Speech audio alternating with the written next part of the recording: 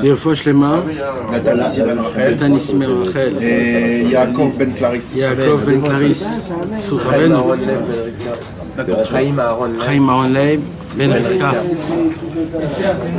Esther Zini. Bat Mesavida. Non, ça va, de l'ombre. Zchut Rabbeinu. Israël Yitzhak Ben Fortuna. C'est la dernière, il se marie. Elou Nishmat.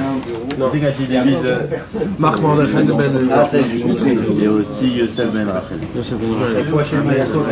Yaakov Ben Yikot.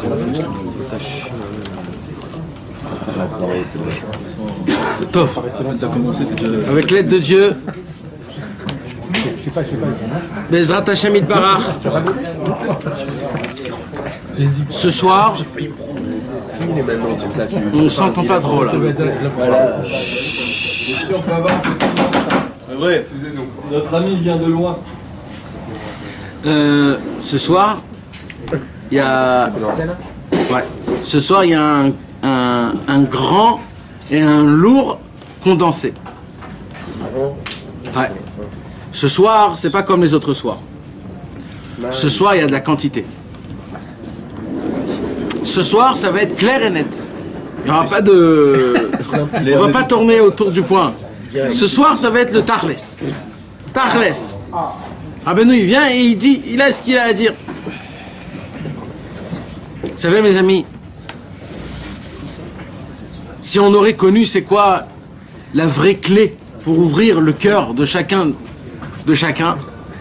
tout le monde aurait utilisé ces clés-là pour essayer de convaincre, pour essayer de conquérir. Et Akadosh Baruch Hu, il a caché ce trésor-là qui s'appelle la clé du cœur. Akadosh Baruch Hu, il nous l'a caché pour que personne ne l'utilise. Même que dans la Torah, on ne l'utilise pas, parce que ça doit venir de propre. C'est pas quelqu'un qui doit te réveiller. Le réveillement, il doit se faire de toi-même. Mais il y a des fois qu'il ne faut pas laisser des fois le temps de réfléchir parce qu'il faut agir. Ça existe. Il y a des fois, quand un papa il dit à son fils, fais comme ça. Et le fils il dit, pourquoi papa? Toi tu lui dis, écoute fiston, maintenant je peux pas t'expliquer, fais comme je t'ai dit, plus tard je t'expliquerai, c'est tout. Si l'enfant il écoute, il y gagne. S'il dit non papa je veux comprendre, il perd.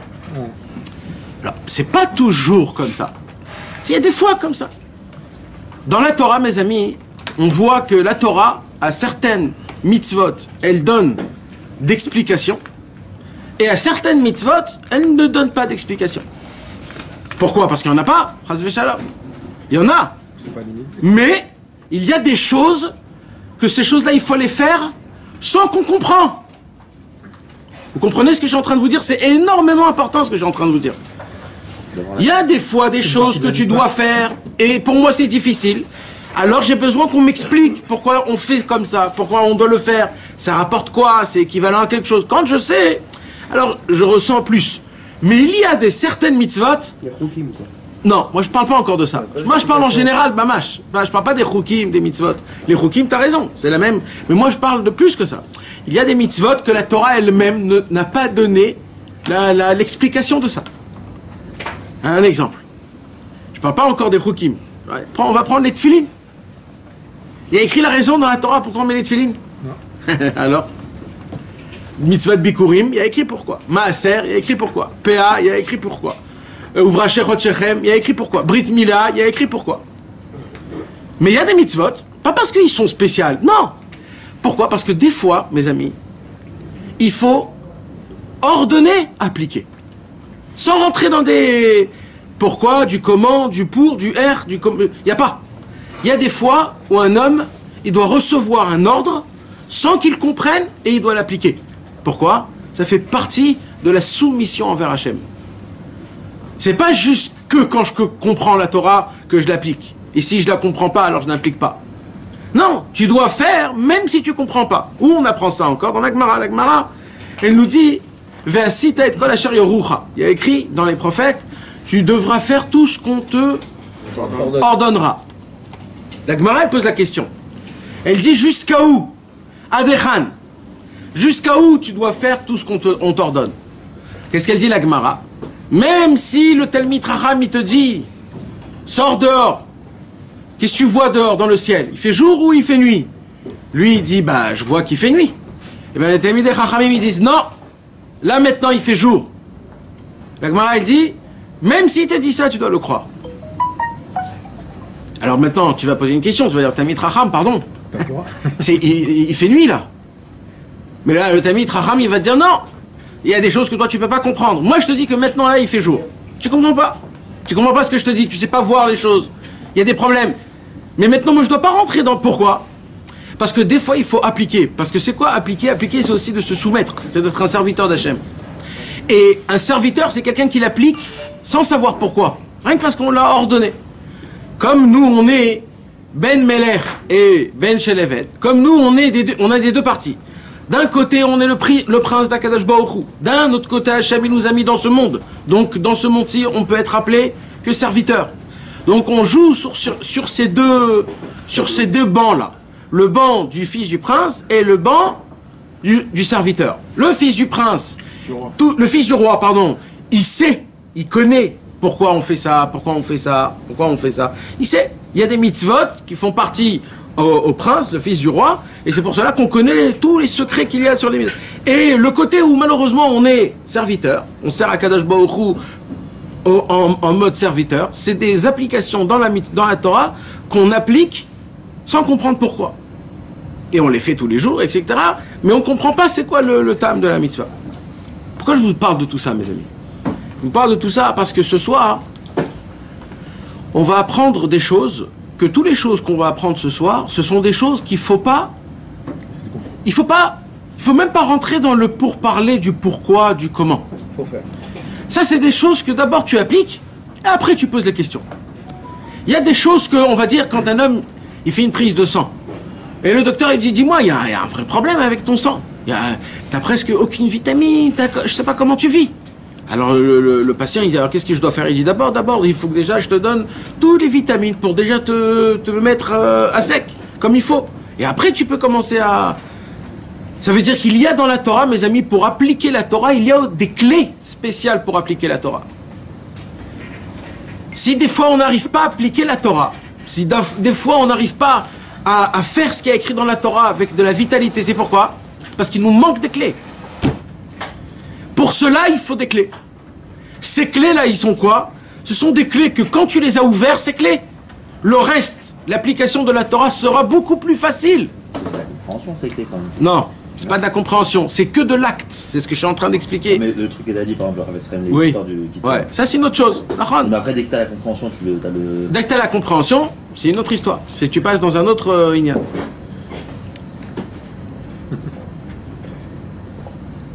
Le Tzion de Rabbeinu. En live. Où? Dans l'ordinateur. Ah. Ah oui, c'est vrai, il y a une caméra là-bas. Alors écoutez maintenant, mes amis. Qu'est-ce qui se passe? Vous vous rappelez que ce soir, on étudie le Sichot Haran numéro 185. Dans le Sichot Haran 185, on est déjà dans le chapitre des éloges de Rabbi Nachman. Ça veut dire quoi des éloges de Rabbi Nachman? Rabbi Nachman a raconté ses grandeurs. Rabbi Nachman, il a raconté les niveaux qu'il a atteints. Et pourquoi il les a racontés? Il les a racontés pas par Chasvé Shalom, parce qu'il voulait se vanter ou parce qu'il voulait raconter des choses comme ça. Il voulait nous faire montrer que lui, Rabbi Nachman, il a une possibilité de nous aider le plus aujourd'hui dans ce monde. Nous aider à faire Teshuvah, nous aider à se rapprocher d'Akadosh Baruch Hu, nous aider à nous donner de la vitalité dans la Vodat Hashem. C'est la raison pour laquelle Rabbi Nachman, il a dit, les cadeaux qu'Hachem ils m'ont donné, le travail, le service que j'ai fait, j'ai atteint des niveaux qui sont très élevés, et ces niveaux-là, je vous les dévoile pour que vous puissiez comprendre à qui vous avez affaire. Pour que vous prenez chaque parole que je sors, et que ces paroles pèsent lourd chez vous. Pas que ce soit des paroles que vous croyez, ouais, il a dit, et alors, et peut-être non, et peut-être oui. Non, il faut que tu saches, si je dis quelque chose, il faut que tu saches que c'est à 100% et on ne parle pas. Et c'est pour cela que Rabbeinu a dévoilé, c'est une des raisons pour laquelle Rabbeinu il a dévoilé ses grandeurs. Donc ce soir, mes amis, comme on est dans le Pérec des éloges de Rabbi Nachman, on va lire une des éloges que Rabbi Nathan a raconté sur Rabbi Nachman. Et parmi ces éloges-là, Rabbi Nathan va faire entrer des secrets énormes que Rabbeinu Akadosh il faisait avec ses élèves, que ça nous apprend aujourd'hui beaucoup de clés, comme c'est ça que je vous ai dit, mes amis. Ce qu'on va apprendre, ce sont des clés pour appliquer toute la Torah. Si on n'a pas les clés, c'est difficile. C'est plus difficile. C'est comme rouler avec le frein à main. C'est très difficile. Tu casses la voiture. Ouvre juste le frein à main, tu verras, c'est tout normal. Des fois, nous, on roule dans la Vodat Hashem avec le frein à main. C'est dur pour nous de prier Bechavana, c'est dur pour nous de se lever Chatzot, c'est dur pour nous de toujours s'attacher à Hashem. Et on ne sait pas pourquoi on n'arrive pas. Mon frère, ouvre le frein à main et tu verras, ça avance. Alors maintenant, venez Bezrat Hashem, on va voir, on va commencer. Cette fois-ci-là, si tu me permets, je voudrais le lire en hébreu et le traduire en français, parce que les mots de Rabbeinu, ils sont vraiment, mamash, ils sont vraiment très spéciaux. Alors, venez, on soit attentifs, écoutez-moi, et on va, Bezrat Hashem, goûter les paroles de Rabbeinu. Ve'amar Rabbeinu zichrono livracha. Rabbi Nathan raconte que Rabbi Nachman de Breslev a dit comme ça. Shehu yodea kol shorshei nishmot Israël. Rabbi Nachman il dit, je connais la racine de toutes les âmes qui sont appelées le peuple juif. Je connais toutes les racines. Ça veut dire quoi les racines? C'est quoi les racines? Parce qu'en fait, mes amis, il y a combien d'âmes? Il y a 600 000 âmes. Comment ça se fait qu'il y a 600 000 âmes et qu'il y a des millions de juifs? Alors quoi, il y en a qui n'ont pas de Neshama? Alors, non, comment ça se passe? Ça se passe que, en fur et à mesure du temps, puisque maintenant ça fait déjà plus que 5000 ans et quelques qu'on est déjà sur Terre, et qu'il y a eu un accumulement de juifs encore et encore, au tout début ça a commencé que le peuple juif, il comptait 600 000. Quand Yaakov Avinu, il est descendu en Égypte, il est descendu 70, et quand ils sont arrivés là-bas, déjà avec 600 000. Donc, le 600 000, le nombre 600 000 qui sont sortis d'Égypte, ce sont les 600 000 âmes, mamash, qu'il y avait sous le trône d'Akadosh Baruch. Pas plus, pas moins. Maintenant, ce qui se passe, quand un homme... Il y avait dans Adam Arishon. Ce qu'il y avait dans Adam Arishon. En comptant Rabbi Shimon Bar Yochai, le Baal Shem Tov. Bah, je pose des questions. Alors maintenant, ce qui se passe, c'est quoi? Attends, juste. Ouais. 100 000, ça veut dire que jusqu'à l'Égypte, tous les juifs, genre Abraham, il avait plein de Neshamot en lui. Ouais. Adam Arishon, il avait tout. Ouais. Après, quand il a fauté, ils sont partis. Après, il y avait Caïn, Vével, après il y a eu Chet, après il y a eu Noir, et ainsi de suite. Chacun, il avait une accumulation de plein de Neshamot. Et Réhouven, il avait toutes les Neshamot possibles de sa tribu. Shimon, pareil. Lévi, pareil. Quand on est sorti d'Égypte, on avait le 600 000, le nombre exact de chacun. Maintenant, ce qui se passe, c'est quoi? Un homme, il descend dans ce monde-ci pour réparer sa Neshama, pour rendre Nefesh, Ruach, Neshama, Chaya, Yechida, de les perfectionner jusqu'en haut. Normalement, un homme, il a la possibilité de faire ça en une seule vie. Mais malheureusement, ça ne s'est pas fait. Alors un homme, il est descendu en bas. Il remonte après 120 ans, on prend son âme et on voit combien il a gagné, combien il n'a pas gagné, combien il a réparé, combien il n'a pas réparé. Ça se peut qu'il a réparé plus que la dernière fois qu'il est descendu dans ce monde-ci, et ça se peut qu'il a fait encore plus de dégâts. Ça se peut qu'on l'a emmené avec comme il faut, et là il a ramené encore plus grave. Alors qu'est-ce qui se passe? Le côté qui a été réparé, il reste en haut, parce qu'il est réparé. Et tous les côtés où ils n'ont pas été réparés, ils redescendent dans un autre corps. Mais comme on ne peut pas faire descendre une moitié de Neshama, alors on va chercher une autre moitié d'un autre homme aussi pareil qui a fait la même chose, et on va les accorder les deux. Et comme ça se créer plusieurs Neshamot d'une seule Neshama. C'est pour cela qu'aujourd'hui, on est, bien il n'arrache pas combien on est de juifs, combien? 17 millions? On a à peu près 17 millions. Personne qui me parle dans le cerveau. C'est pour ça qu'il y a. C'est pour cela qu'il y a aussi les bons amis. C'est quoi les bons amis? C'est qu'on a la même Neshama. On a une Neshama. On a une partie de Neshama qui est en contact. D'accord? Pourquoi il y a des gens que tu peux pas supporter? Parce que ces personnes-là, c'est des controverses de Neshama qui peuvent pas marcher l'un avec l'autre. C'est pas parce qu'il est mal ou il est méchant. C'est parce que ça va pas ensemble, c'est tout. Ça coordonne pas. Et c'est comme ça que le monde est fait. Et comme ça, le monde, il est bien équilibré pour que le monde puisse avancer. Maintenant, mes amis, écoutez bien comment c'est compliqué. Écoutez bien. De base, il faut que les 600 000 âmes se réparent tous les 5 niveaux de Neshama. Il y a fait. Ça, c'est facile quand le nefesh, il est dans le ruach, et le ruach, il est dans la neshama, et la neshama, il est dans le chaya, et le chaya, il est dans la yechida. C'est facile quand tout est dans un package. Mais quand je prends maintenant les 5, je les jette partout, je prends encore 5 autres, je les jette partout, je prends encore 5 autres, je les jette partout, ça, tout commence à se mélanger. Imagine-toi maintenant le travail, comment il est difficile de regrouper toute la famille de Neshama, un tel, la famille, un tel, un tel, un tel, un tel, un tel. C'est un problème. Maintenant, imagine-toi 6000 ans de mélange, de construction de Neshama, de mélange, de recomposition. Et ça, c'est pas des mélanges, parce que tu es obligé de les recomposer, le redescendre, les recomposer, le redescendre. Tu sais, c'est comme le cube, mais c'est pas avec 4, pas avec 4. C'est avec 6000 faces. 6000 faces, et il n'arrête pas de bouger. Maintenant, qu'est-ce qu'il doit faire le tzaddik pour réparer une Neshama? Il doit chercher toutes ses racines, toutes les netzutzot, toutes les étincelles, partout là où il est allé pendant 6000 ans. Ça veut dire en fait, pour me réparer moi, aujourd'hui actuellement, il faut réparer 100 000 mecs. Parce que si tu fais le compte, je suis composé de lui et de lui et de lui et de lui et de lui et de lui, de Neshama, de Neshama, de Neshama, de tout petit Neshama. Donc en fait, pour me réparer moi, il faut réparer 100 000. Il y en a qu'il faut réparer 10 000. Il y en a, c'est 10 millions. Alors quand il y a un rave qui vient, il dit moi je connais ta Shoresh Neshama. Ah bon, tu connais ma Shoresh Neshama? Tu sais Bichlal faire le calcul, c'est quoi combien? 350 millions divisé par 300 quelques? Dis-le moi direct. Tu sais faire un truc de cube, alors comment tu saurais faire un tikkun de Neshama? Ce n'est pas possible. Le Harizal, il a dit, je voulais écrire un livre. Le Harizal, il a écrit 8 livres. 8 livres. Et il a dit, je voulais rajouter un 9e livre.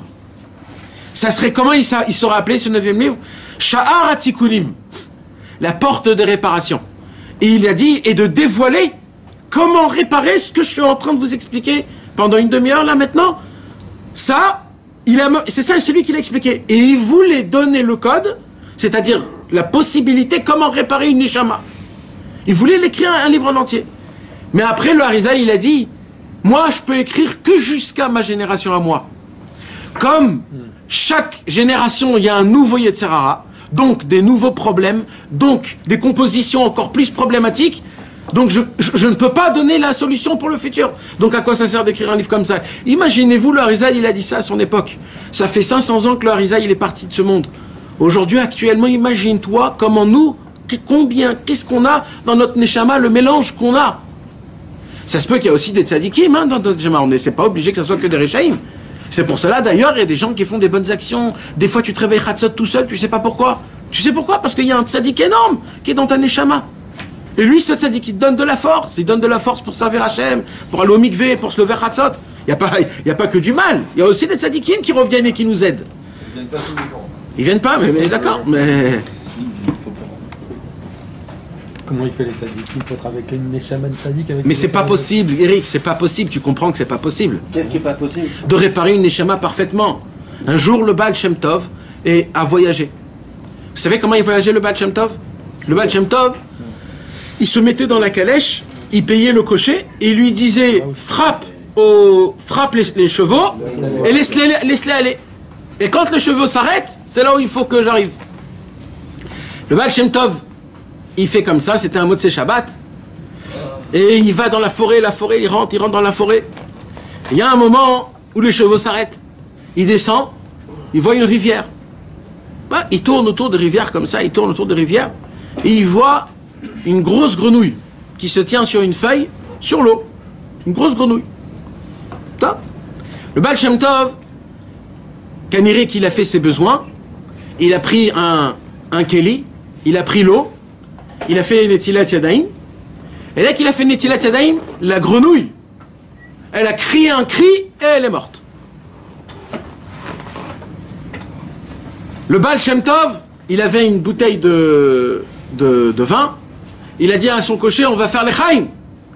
Il a mis un vin, l'Echaim, on boit l'Echvodma, en l'honneur de quoi? En l'honneur de la grenouille qui est morte. Il lui dit quoi? Ouais, tu sais c'est qui la grenouille? Il lui dit qui? Il dit j'ai pas le droit de te dire le nom parce que c'est du Lachon Hara. Mais c'était un très grand posek. Il y a 1000 ans. Un très grand posek, très connu. Et ce posek-là, il a été posek, c'est-à-dire il a tranché une halakha qui n'était pas comme il faut. Mais c'est vraiment un pointilleux, hein, c'est vraiment un tout petit... C'était une toute petite lettre, quoi. Il a fait juste une toute petite taout sur Ilchot Netilat Yadayim. Et depuis, dans le ciel, on lui a donné un tikkun, une réparation, de descendre en Gilgoul d'une grenouille qui est tout le temps dans l'eau. Et il dit le Baal Shem Tov au cocher, cette grenouille, ça fait 300 ans qu'elle m'attend. Et maintenant... Hein? Je peux poser une question. On dit que les behemoths, ils n'ont pas de neshamot. Ils ont du nefesh. Alors quand un homme il a été pogem le nefesh, il doit descendre dans un nefesh. Et il y a pire que ça. Quand un homme il fait pas son tikkun dans une behema, il descend dans un tzomer, dans un arbre. Nefesh et neshama, c'est pas pareil. Il y a nefesh, il y a ruach et il y a neshama. Ok. Nefesh et neshama, c'est pareil.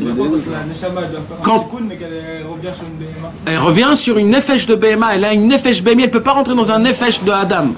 Et comme elle ne peut pas rentrer dans un nefesh de Adam parce qu'elle a été pogem le nefesh de Adam, elle est obligée de descendre dans le nefesh de Behema. Et si elle ne répare pas dans le nefesh Behema, elle descend dans le sommer. Elle descend dans des arbres, dans des fleurs ou dans des fruits. Et si on mange un fruit sans faire la bracha ou pas comme il faut, on descend, cette personne qui est là-bas, Megoulgal, elle descend dans des pierres. Et la réparation d'une pierre, c'est très long. C'est presque impossible. À part si on fait une mitzvah où un homme il marche en faisant une bodé doute, il marche sur cette pierre, c'est fini pour lui. Mais sinon, c'est possible de descendre, malheureusement. Je continue. Maintenant que vous avez compris plus ou moins l'histoire des Neshamot, je répète la parole de Rabbeinu. Amar Rabbeinu Zichrono Livracha, Shehu Yodea, Kol Shorshei Nishmot Israël. Rabbeinu il dit pas je connais toutes les Neshamot. Je connais la racine de chacun où elle appartient.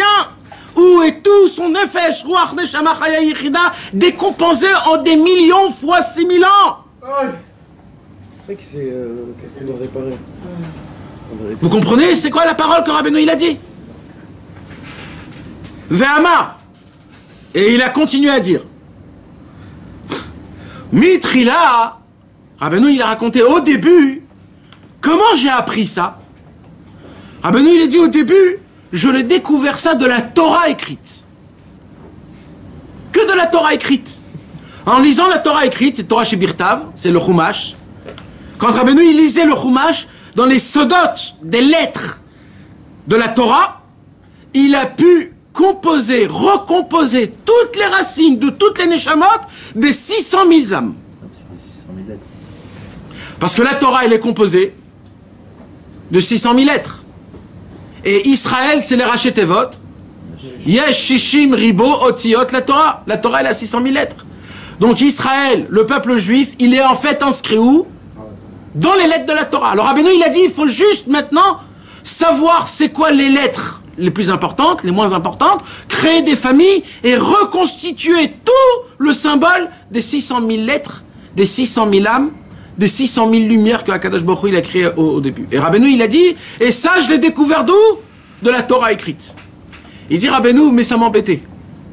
Parce que moi je voulais le découvrir de la Torah chez Béal Pé. Je voulais pas le découvrir que dans la Torah chez Birtav. Pourquoi? Parce que c'est la perfection.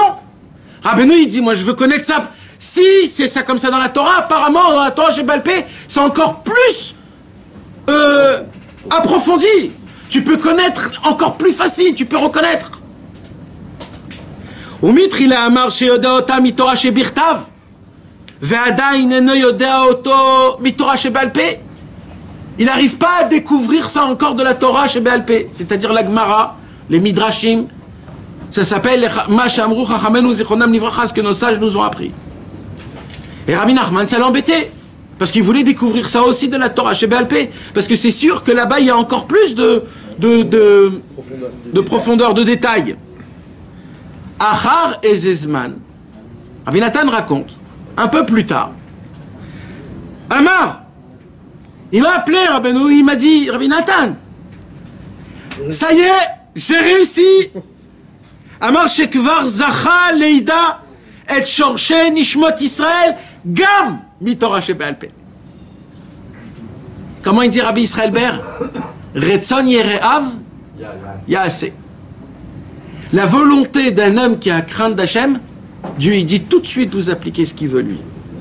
Tout de suite. Vous savez c'est quoi le kavod d'Hachem?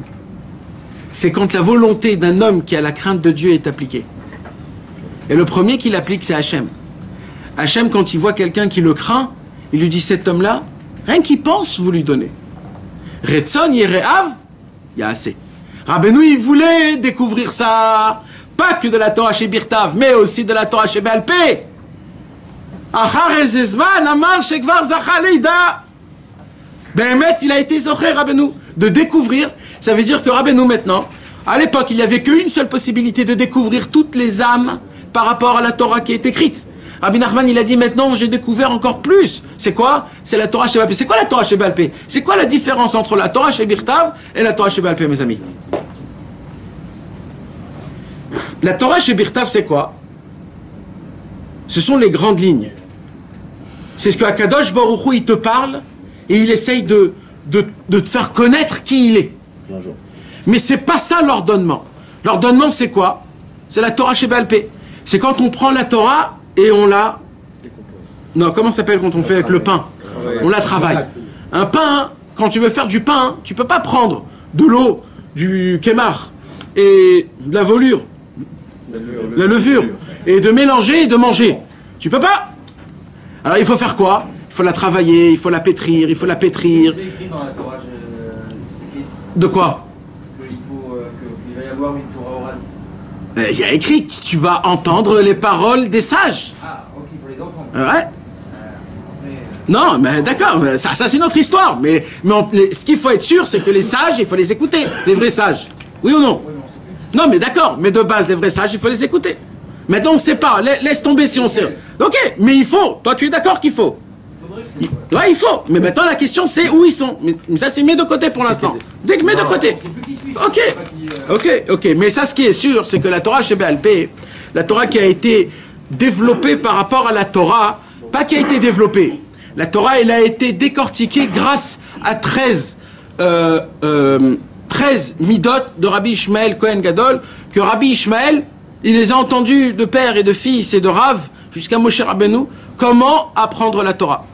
Donc en vérité, c'est quoi la différence entre la Torah chez Birtav et la Torah chez Be'al Peh? La Torah chez Birtav, c'est juste les premières lignes, c'est-à-dire la Torah chez Birtav, ça te donne les kotarot, comme on dit, les titres, ça te donne en gros les 613 mitzvot sans trop rentrer dans les détails. Et la Torah chez Be'al Peh, c'est quoi? C'est de prendre chaque chose et la décortiquer, de la mettre de côté, de voir comment elle est, quelle couleur. Et ça s'appelle Mamash, la Torah chez Be'al Peh. Alors maintenant, donc c'est quoi la différence? Un, c'est pas détaillé et un, c'est détaillé. Donc quand on connaît les Neshamot du Ham Israël que dans la Torah, tu connais que les grandes lignes, que les 600 000 lettres. Quand tu connais les Shorshei Nishmot Israël de la Torah chez Be'al Peh, tu connais quoi? Tu connais tous les détails. Tous les détails. Ça n'existe pas qu'un homme, il vient chez le tzaddik authentique et qui dit « Rabbeinu, aidez-moi » et que Rabbeinu ne peut pas l'aider. Ça ne peut pas exister. Parce que tout le travail de Rabbeinu, c'est ça. Et s'il ne sait pas faire ce travail-là, c'est pas Rabbeinu. Parce que le travail de Rabbeinu, c'est de venir réparer les âmes. Si c'est pas un docteur professionnel number one qui fait son travail à la perfection, c'est un autre. Comme on n'en connaît pas un autre et on voit que son travail il fonctionne, Rabbeinu il dévoile. Tous les Shorshei Nishmot Israël, je les connais. Maintenant pourquoi Rabbeinu il les dit?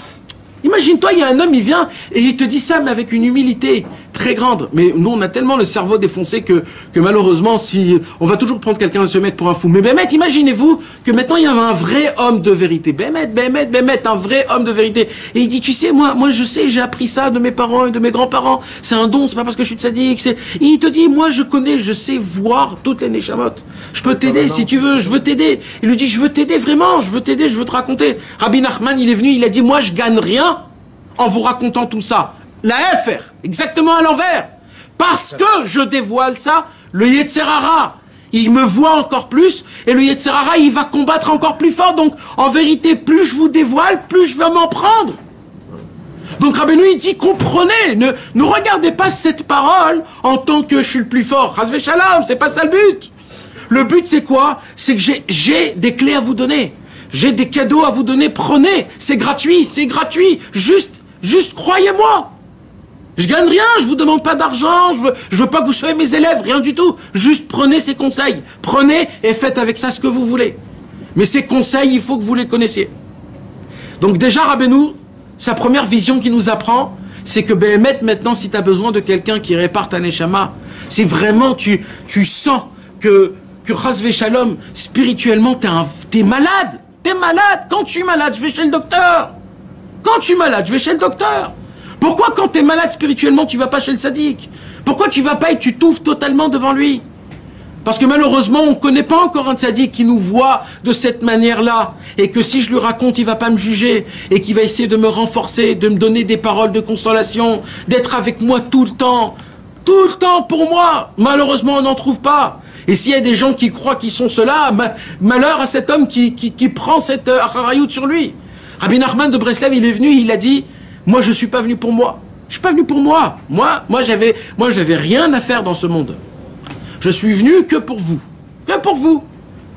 Mon travail, c'est que vous puissiez avancer et que vous puissiez prendre mes cadeaux. Donc il faut que pour cela, je vous apprenne c'est qu'est-ce que je connais, qu'est-ce que je sais.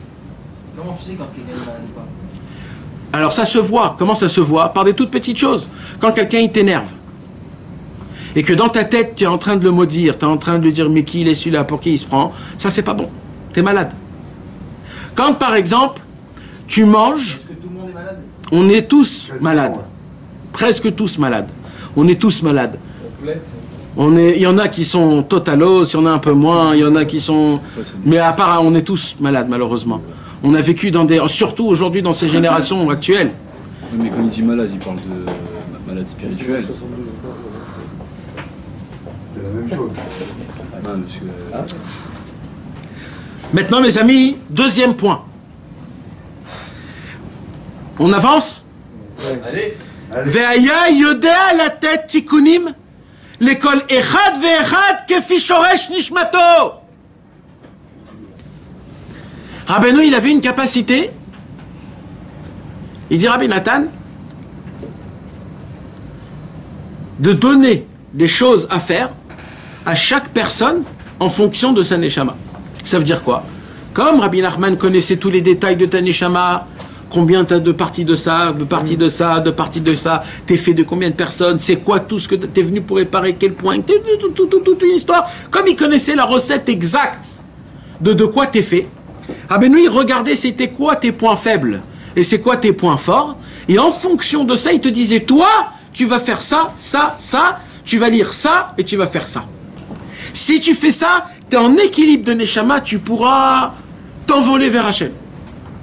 Et ça sera ta dernière vie ici. Tu ne pourras plus revenir en Gilgoul parce que je vais te réparer totalement. Vous imaginez, mes amis, le détail, c'est en vérité, Rabbi Nachman, il dit, il y a un docteur qui est prêt à prendre chaque homme, de l'analyser et de lui créer un médicament qui est spécialisé que pour cet homme, pour son sang, pour toutes ses maladies, pour qu'il ne devienne plus malade. Et ce tzaddik-là, il fait cette combinaison de médicaments qui est spécialisé que pour toi. Chez Rabbi Nachman, des gens venaient pour recevoir ce qu'on appelle des tikkunim. Mes amis, vous croyez qu'aujourd'hui ça n'existe plus ça? C'est ça, c'était la question. Tu crois que Rabbi Nathan y raconte? C'est pas un livre d'histoire ça, mes amis. C'est un livre d'études. Pourquoi Rabbi Nathan il nous écrit ça? Quand t'as fini ton petit coup Tout de le monde a plus accès à ça. Bien sûr. Bien sûr. Je vais partir parce que sinon après tu peux rajouter des... Tu peux rajouter si tu fais du chesed. Si un homme il fait du chesed... J'ai faute, je pensais. Non, alors... C'est pour ça que dès qu'on a fait un petit coup, normalement... Bah... Alors, normalement, quand un homme il termine sa mission, normalement il part. Sauf s'il aide des gens. S'il aide des gens, il reste tout le temps que tu aides. Au moment où tu n'es plus pour aider sur quelqu'un, on te prend. C'est pour ça qu'on dit que quand un homme, chas v'shalom, il tombe malade, il faut qu'il commence à ouvrir un petit truc de chesed, un petit gmar. Un gmar, de aider des gens. Un petit truc, des bêtises. Ça peut être des motzets pour les enfants, comment ça s'appelle? Des sucettes. Et tu mets, voilà, j'ai ouvert un gmar, toute femme qui veut, tout ouvert, voilà. C'est un chesed. Et là, ça te donne de la vie. Mais ça, c'est pas... Alors écoutez maintenant, mes amis. Rabbeinu Akadosh, pourquoi Rabbi Nathan, il écrit ça? C'est parce que ça existe encore. C'est bien vrai que ça existe encore. C'est quoi le problème? Pourquoi Rabbi Nathan, il nous l'écrit ça? Il nous l'écrit parce que ça fonctionne jusqu'à encore aujourd'hui. C'est ça, c'est notre problème, c'est un problème. On va en parler de ça. Mais moi d'abord, je veux que vous puissiez comprendre que ça, c'est pas quelque chose qui a été et que c'est terminé. Ça continue. Mais d'abord, venez, on lit. Kefi Shoresh Nishmato. Vous voulez savoir qu'est-ce que Rabbi Nathan, il écrit dans un livre Les Troufa? Rabbi Nathan, il écrit dans un livre Les Troufa, je vais vous le lire. Ani Yodea ou Ma'amin. Je sais et je crois. Ou Ma'amin Behemet. Je crois pas, je crois. Je crois d'une forte certitude. Chez Rabbeinu Hazal, que Rabbi Nachman, Yodea Etev, il sait exactement, Bichlaliut ou Bipratiout, en généralité et en particulier, Kol ma shenaase, tout ce qui s'est passé, im kol anefashot, avec tous les êtres humains, Bechol Dorvador, dans chaque génération, Miyom Bro Elohim Adam al Haaretz, depuis le premier jour où Hachem a créé le premier homme sur terre, Ad Ena, jusqu'à aujourd'hui, Ve'ad Safa Acharon, et il sait tout ce qui va se passer jusqu'à la fin de tous les temps. Ve'yodea Kol HaKilkulim, il connaît toutes les fautes que chacun a fauté. Ve'chol HaTikunim, il connaît toutes les réparations sur chaque faute qu'on a fauté. Shel Kol Echad Ve'echad, de chacun et chacun en particulier. Ve'chol HaYediot HaElu, et toutes ces connaissances-là, c'est des toutes petites choses pour lui. Qui siga sagot elokut, car il a atteint des perceptions divines. Shei efshar litfos bemarshava, qu'on ne peut pas comprendre dans notre tête. Comme ça, Rabbi Nathan, il dit dans Alim les Troufa à son fils.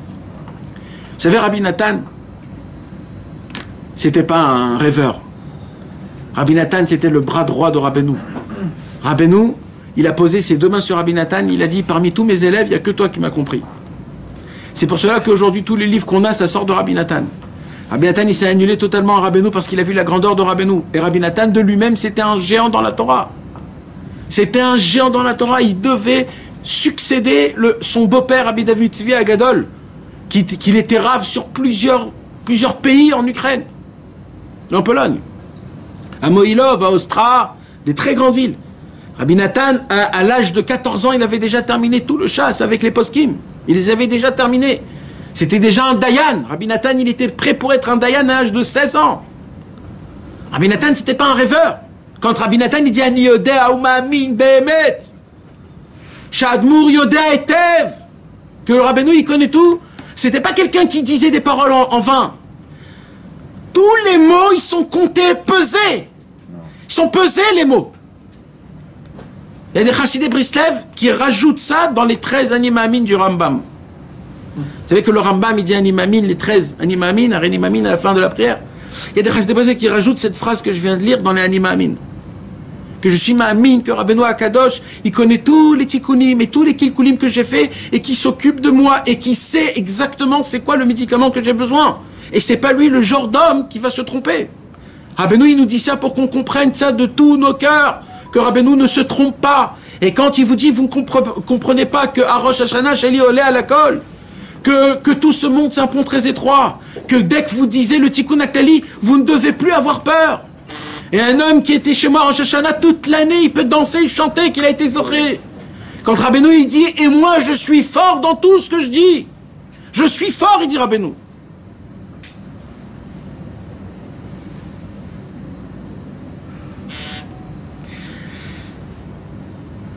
Vechol advarim shetziva, maintenant il dit Rabbi Nathan, toutes les choses que Rabbeinu donnait comme tikkunim à ses élèves. Alors vous savez c'est quoi cette chose que je parle, les tikkunim? Ou vous ne comprenez pas de quoi je parle? C'était des choses à faire, des choses à faire. Il y a par exemple de lire un Teilim 10 fois, c'était par exemple d'aller au mikvé avant, après, pendant, ou alors de ne pas manger par exemple de viande, ou des choses comme ça, des tikkunim à faire. Rabbeinu, il savait de donner tous les tikkunim, et c'était comme ça.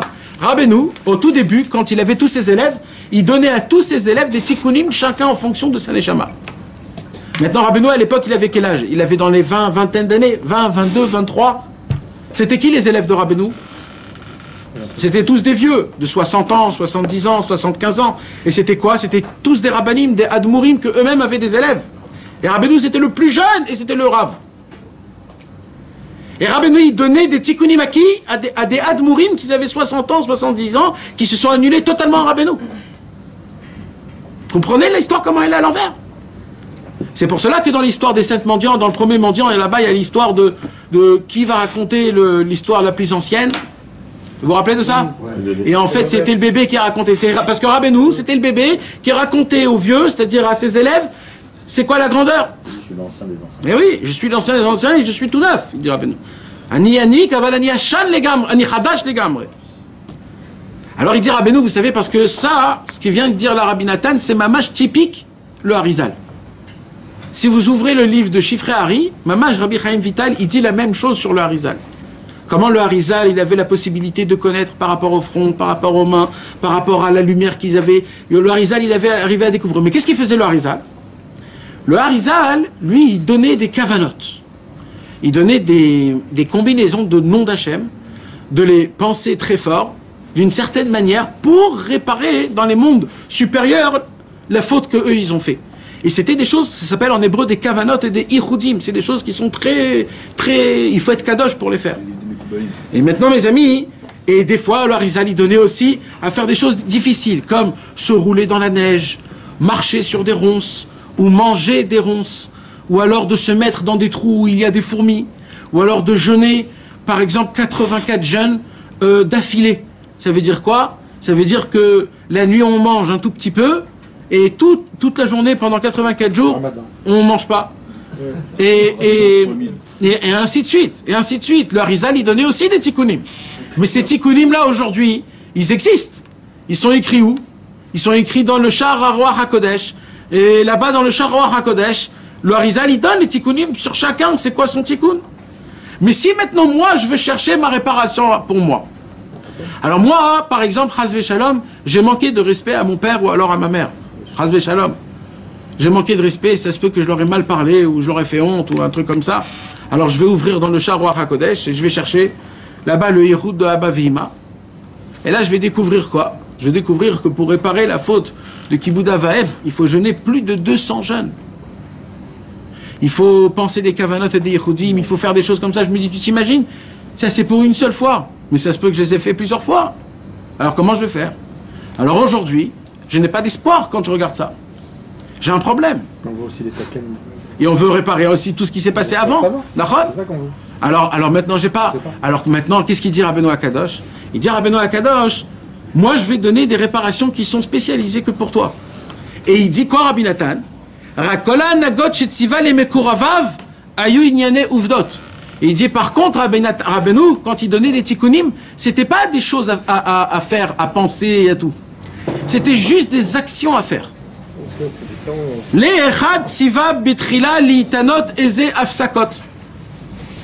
Il y en a quelques-uns que Rabbeinu leur a demandé de jeûner une semaine. Une semaine en entier. Hein. De Motzei Shabbat jusqu'à Erev Shabbat. Veizir al mekoravav. Et quand Rabbeinu il disait ces choses-là, il les a mis en garde. Je vous interdis, j'interdis à tous mes élèves de jeûner de lui-même. Ça n'existe pas que vous allez jeûner de vous-même. Je suis contre les jeûnes, il dit Rabbeinu. Les jeûnes, je suis contre. Mais quand c'est moi qui les ordonne, il n'y a que moi que je vous permets de jeûner que dans les jours que moi je vous ordonne. Mais ni plus ni moins. Parce que de base, Rabbeinu, il était contre les jeûnes. Vélifamim, des fois, c'était quoi ce qu'il donnait, Rabbeinu? Tziva le'echad li'itanot mi Shabbat le Shabbat. Vetziva le kama anashim shiu neorim laila echad beshavua. Des fois, Rabbeinu, c'était quoi qu'il leur donnait? Qu'une fois par semaine, il dort pas toute la nuit. Une fois par semaine. Ouais, un jour dans la semaine, Il veille. il doit veiller. C'était ça, les tikkunim de Rabbeinu. Ou alors, des fois, il disait Rabbeinu, de ne pas manger 12 heures dans la journée.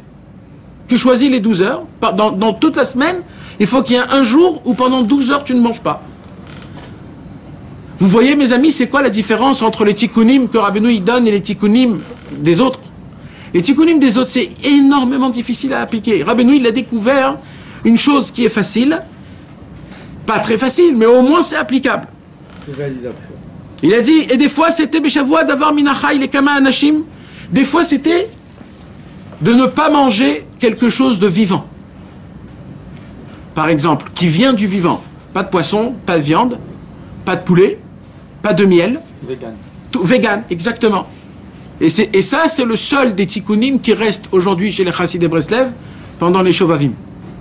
Pendant les Shovavim, le seul tikkun que les Chassidei Breslev se permettent de faire, c'est pas une fois par semaine, on ne mange pas de davar minachai, c'est-à-dire on ne mange pas des choses qui viennent d'animaux. C'est plus facile aussi parce que lui, il fait un travail derrière. Exactement. Mais c'est exactement ça. Rabbeinu, il dit, puisque moi je vous ai pris en charge, donc vous, il vous reste que ça et ça à faire. Mais c'est ça tout ce qu'il nous explique. Mais maintenant, pourquoi Rabbi Nathan nous écrit ces choses-là? C'est pas qu'il a que trouvé simplement la simplicité pour le tikkun, c'est qu'il prend sur lui aussi. Bevadaï, c'est lui qui va faire tes chouva pour toi. Les kama anashim tziva liitanot erev rosh chodesh. À plusieurs personnes, Rabbeinu a ordonné de jeûner tous les erev rosh chodesh, une fois par mois. C'était ça les tikkunim. Et là, Rabbi Nathan, il dit, maintenant ouvrez vos oreilles, et maintenant je vais vous dire, c'était quoi les tikkunim qu'il a ordonné à tout le monde. Parmi tous les tikkunim qu'il donnait en particulier, il rajoutait une liste de tikkunim que tous ses élèves devaient faire.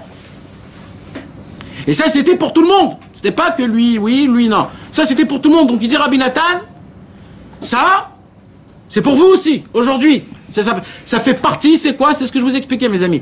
Ce sont les clés que quand tu fais ça, le reste, c'est facile. Parce que tu as ouvert, tu as enlevé le frein à main. Le frein à main, tu l'as laissé tomber.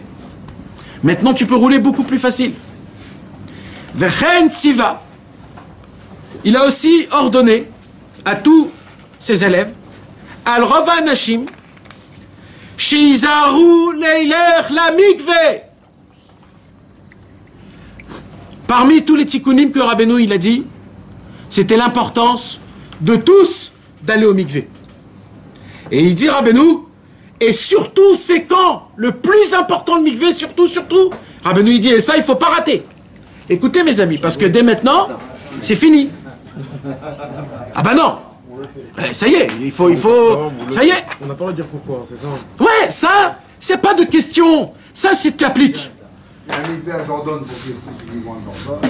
Ah ben nous il dit c'est quand les mikvés les plus importants qu'il faut pas rater. Il faut pas. Tous les jours. De base Rabbeinu il dit il faut aller tous les jours. Mais il dit Rabbeinu des fois tu peux pas. Le matin avant la tefila. Alors c'est quand qu'il faut pas rater mamash le mikvé il dit Rabbeinu. Le matin avant la tefila. Lechen tziva l'rov anashim shizaru lelech le mikvé litvol. Beyamim she'en omrim bahem tachanoun. Les jours où tu pas tachanoun. Les jours où on fait pas tachanoun, le mikvé il est obligé. Obligé. Shabbat, Rosh Chodesh.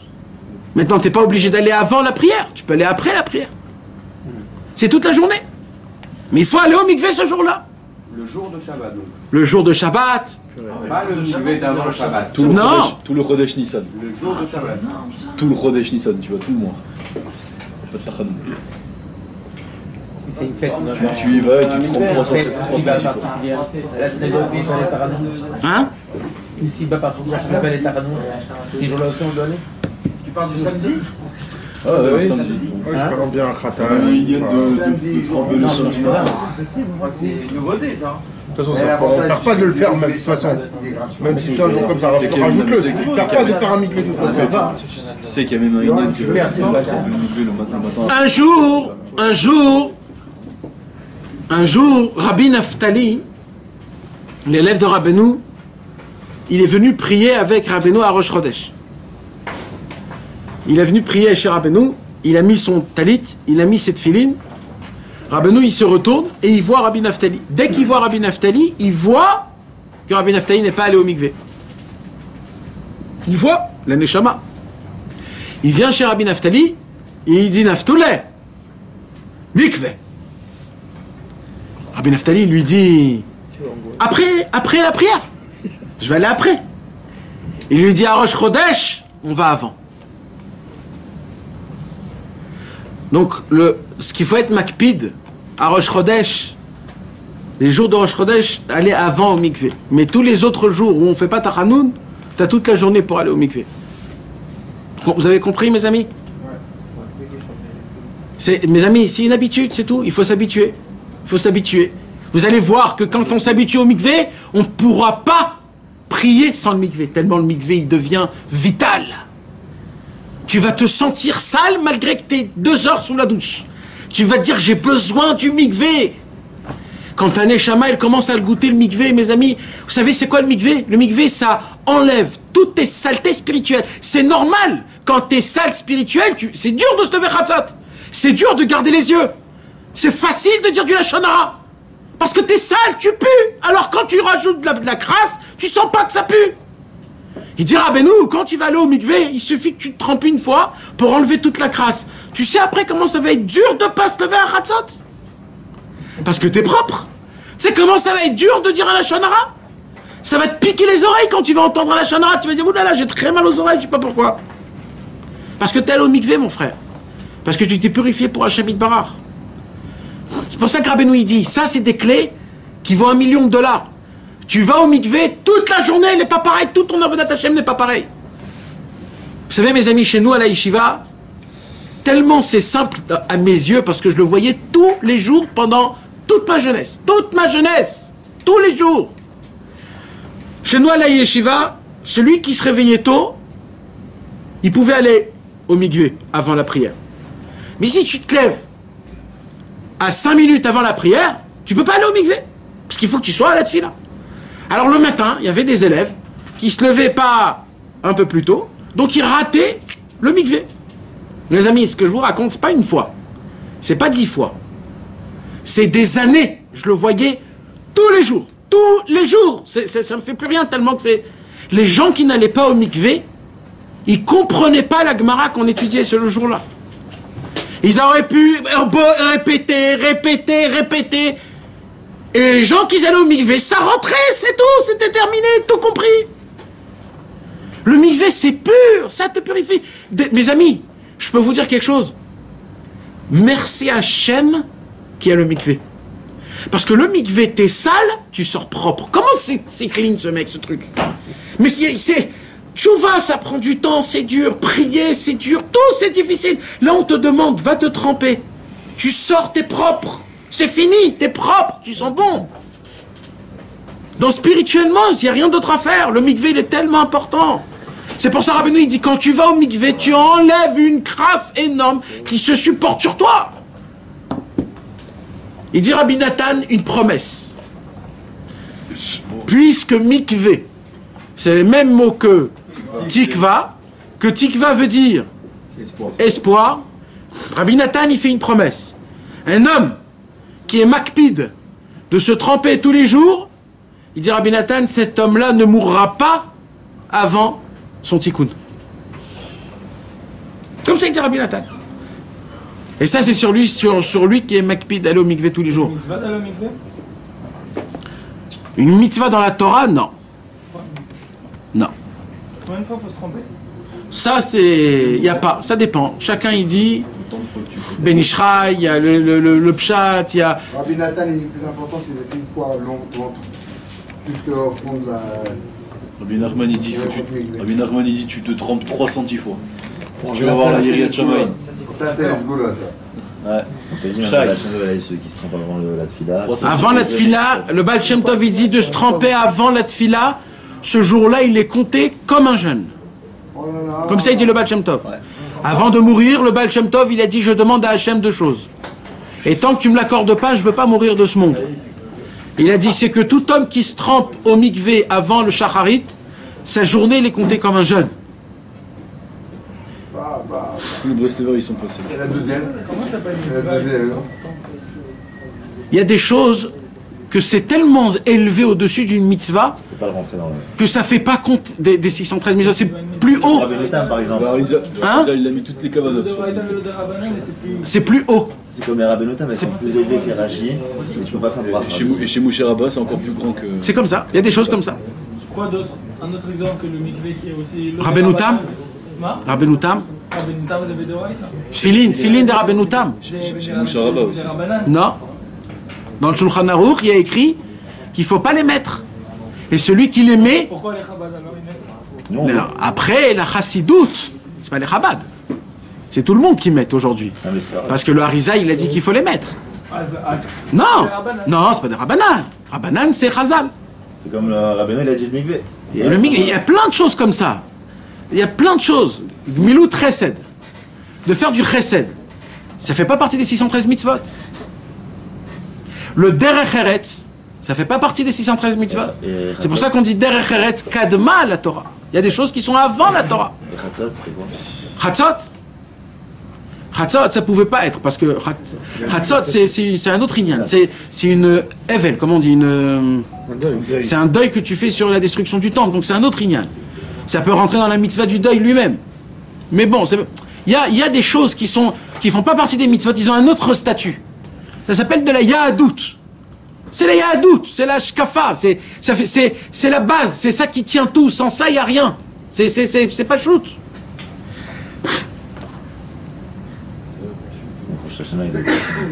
Vezet Siva le Kama Anashim. Maintenant, il dit Rabbi Nathan, il y avait aussi quelque chose qu'il avait ordonné à beaucoup de gens, pas à tout le monde, à beaucoup de gens. Donc, je me permets de l'écrire pour vous tous. Si vous sentez un jour que vous avez envie de faire ça, faites-le. C'était quoi? De lire tous les jours 18 prakim de Mishnayot.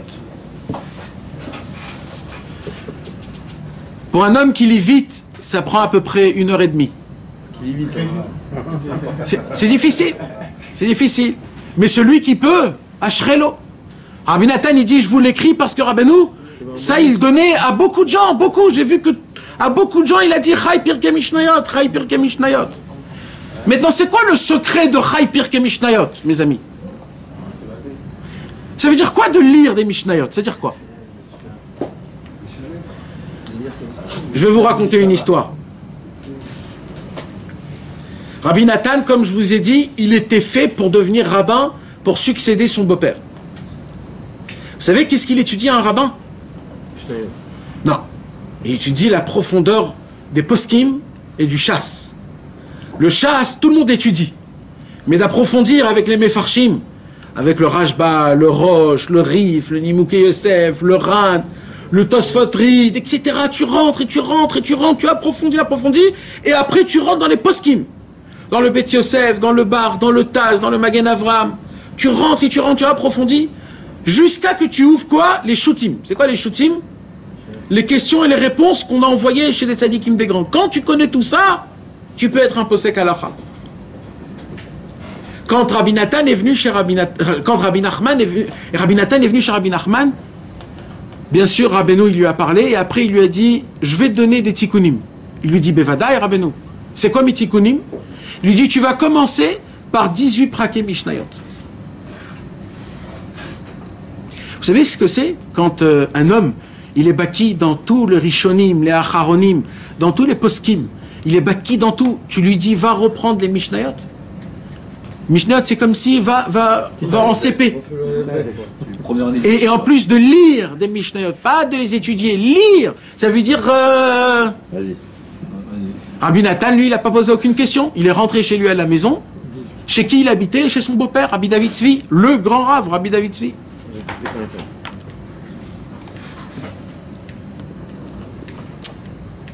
Il rentre chez son beau-père tout de suite le regarde d'un mauvais œil parce qu'il s'est rapproché des chassidim.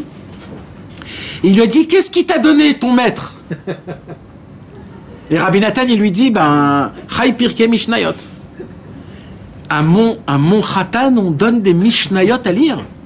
Mais à lui, il faut lui donner des Shutim. C'est quoi ce rébé là? Qu'est-ce qu'il a répondu, Rabbi Nathan? Étudier, je sais déjà. Réparer mon âme, c'est son travail. Mishnah Otiot Neshama. C'est ça qu'il lui a répondu. Étudier? Tout le monde sait étudier aujourd'hui. Tout le monde connaît beaucoup de masertot, des poskim, des trucs. Ça, on connaît, c'est écrit, tu apprends, tu connais. Ce qu'on ne connaît pas, c'est notre Neshama.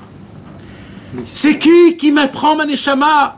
Alors apparemment, s'il m'a donné des Mishnayot, c'est que je dois reprendre tout dès le début, je dois être un pachout et lire des Mishnayot. Oui.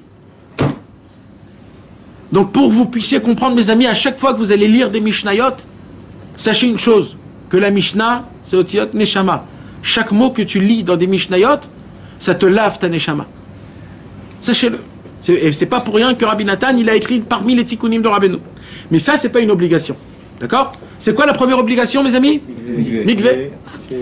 De deuxième de niveau, de degré d'obligation, pas obligation, bien sûr que non, mais c'est bien, c'est important, les Mishnayot, si vous pouvez, mes amis. Même comme ça, une petite Mishnah. Est-ce que lire du Mishnah, c'est la même chose que lire du Zohar? Non.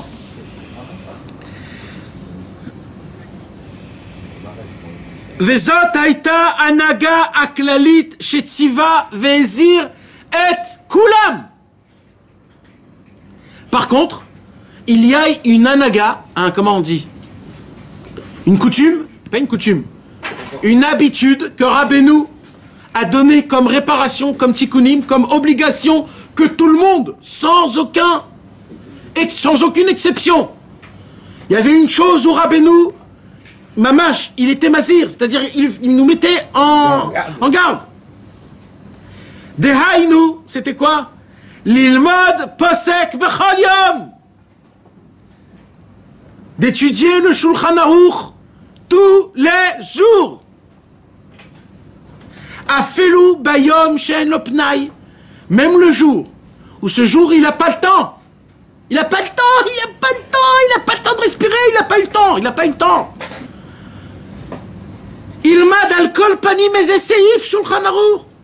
Jusqu'il ouvre le livre, jusqu'il lit une ligne. C'est tout, il dit Rabbeinu, c'est tout. Mais tu n'as pas le droit de passer une journée sans prononcer les paroles du Shulchan Aruch. Tu n'as pas le droit. Un homme n'a pas le droit. Ve'amar shehu chiyuv gadol al kol echad mi'Israël. C'est une obligation énorme pour chacun du peuple juif. C'est quoi le Shulchan Aruch? Alors vous tous là, vous êtes en train de vous dire pourquoi il faut étudier le Shulchan Aruch? Maxou? Étudier ou lire? Pour savoir qu'est-ce qui est permis, qu'est-ce qui n'est pas permis. La ronde, c'est ça qu'on croit. Ben c'est pas ça la raison. Ken Michael? C'est pas ça la raison. Bien sûr que c'est ça la raison. Ben vadaï. Rabbeinu, il dit comme ça. D'abord, je vais vous la faire un peu en haut, après je vais la faire normale. D'accord? Rabbeinu, il dit, puisque moi, je vole vers Hachem Yitbarach tout le temps, je n'ai même pas le temps de regarder ce qu'il y a en bas. Je suis totalement absorbé, soufflé, aspiré par Hachem Yitbarach d'une vitesse qu'on ne peut même pas s'imaginer. Automatiquement, tout homme qui s'attache à moi, il est pris aussi dans le même délire. Et il monte et il s'attache à Hachem Yitbarach comme moi. Pourquoi? Qui colle à Mechoubar les Tahor. Tahor. Tout homme qui est attaché à un pur, il est pur. La question qu'on pose, c'est c'est qui ton copain? À qui t'es attaché? Donc Rabbeinu, il dit quoi? Il dit donc moi, le problème, c'est quoi? C'est que je monte très haut. Mais c'est quoi le problème? C'est comme toi. Ça veut dire moi. Je suis un naze totalement rempli de péchés sales. Je peux pas supporter les lumières que Rabbeinu, il accumule en haut. Donc en fait, j'ai une vie d'un malade mental, d'un schizophrène. Pourquoi? Parce que dans le normal, je suis sur Terre en train de travailler, faire du business avec l'argent, mais à chaque seconde que je me détache de mon ici, Je suis allumé avec Rabbeinu, je danse, j'allume tout le monde, je pense à Hachem, en fait, je suis complètement allumé. Mais en fait, je ne suis pas allumé. Puisque je suis attaché à un homme qui l'a allumé, c'est ça qui m'allume. Alors maintenant, qu'est-ce qui se passe? J'ai des volontés énormes, comme par exemple, faire Chatzot, aller dans la forêt, faire Hitbodedut. Mais d'un autre côté, j'ai des volontés de Ta'avot qui sont de malade mental. Et là, tu te dis, mais je suis vraiment malade. C'est pas possible qu'un homme, il veuille ça, et ça c'est pas possible. C'est pas possible, tu peux pas te dire... c'est comme si le mec, il est dans une boîte de nuit, regarde, attends, c'est pas encore Chatzot, il faut que je sois, il faut que je fasse Chatzot. C'est ça. Ça, c'est certain, tu peux voir un Chassid Breslev comme ça, c'est sûr. Parce que on s'attache à Hachem Yitbarach partout. Voilà, sauf que le Yetzirara, il me prend. Alors quoi, je vais me laisser? Non, je vais pas me laisser. Moi, je vais vouloir Akadosh Baruch Hu partout. Alors il dit Rabbeinu, alors qu'est-ce qui se passe? Nous, les Chassidei Breslev, on a tendance à s'envoler. Et c'est quoi le problème? Il dit Rabbeinu, le problème, c'est au moment où tu commences à ne plus appliquer le Shulchan Aruch. Comme par exemple, il y a des gens qui vont venir et qui vont dire ouais, Rabbi Nachman il a dit, l'essentiel c'est la simcha, mitzvah gdola liot besimcha tamid. Moi je fais que cette mitzvah là et ça me suffit. Voilà, Rabbeinu il a dit, vous voyez le problème. Voilà, moi j'ai pas la force ni Shabbat, ni Shmirat Abrit, moi je vais être que besimcha. C'est pour ça que Rabbeinu il vient, il dit, tu sais mon frère, Shulchan Aruch, tu dois pas bouger du Shulchan Aruch. Tu gardes toutes tes lumières, monte, dis tout ce que tu as envie.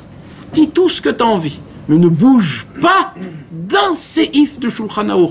Il faut que tu comprennes une chose, que tes barrières, ta vie, elle doit être coordonnée, elle doit être mise en bâton, tu dois respirer, dormir, manger, avaler tout en fonction de comment s'écrire dans le Shulchan Aruch. Le Shulchan Aruch, c'est ta boîte pour pas que tu pètes la durite et que tu t'envoles complètement et tu brûles.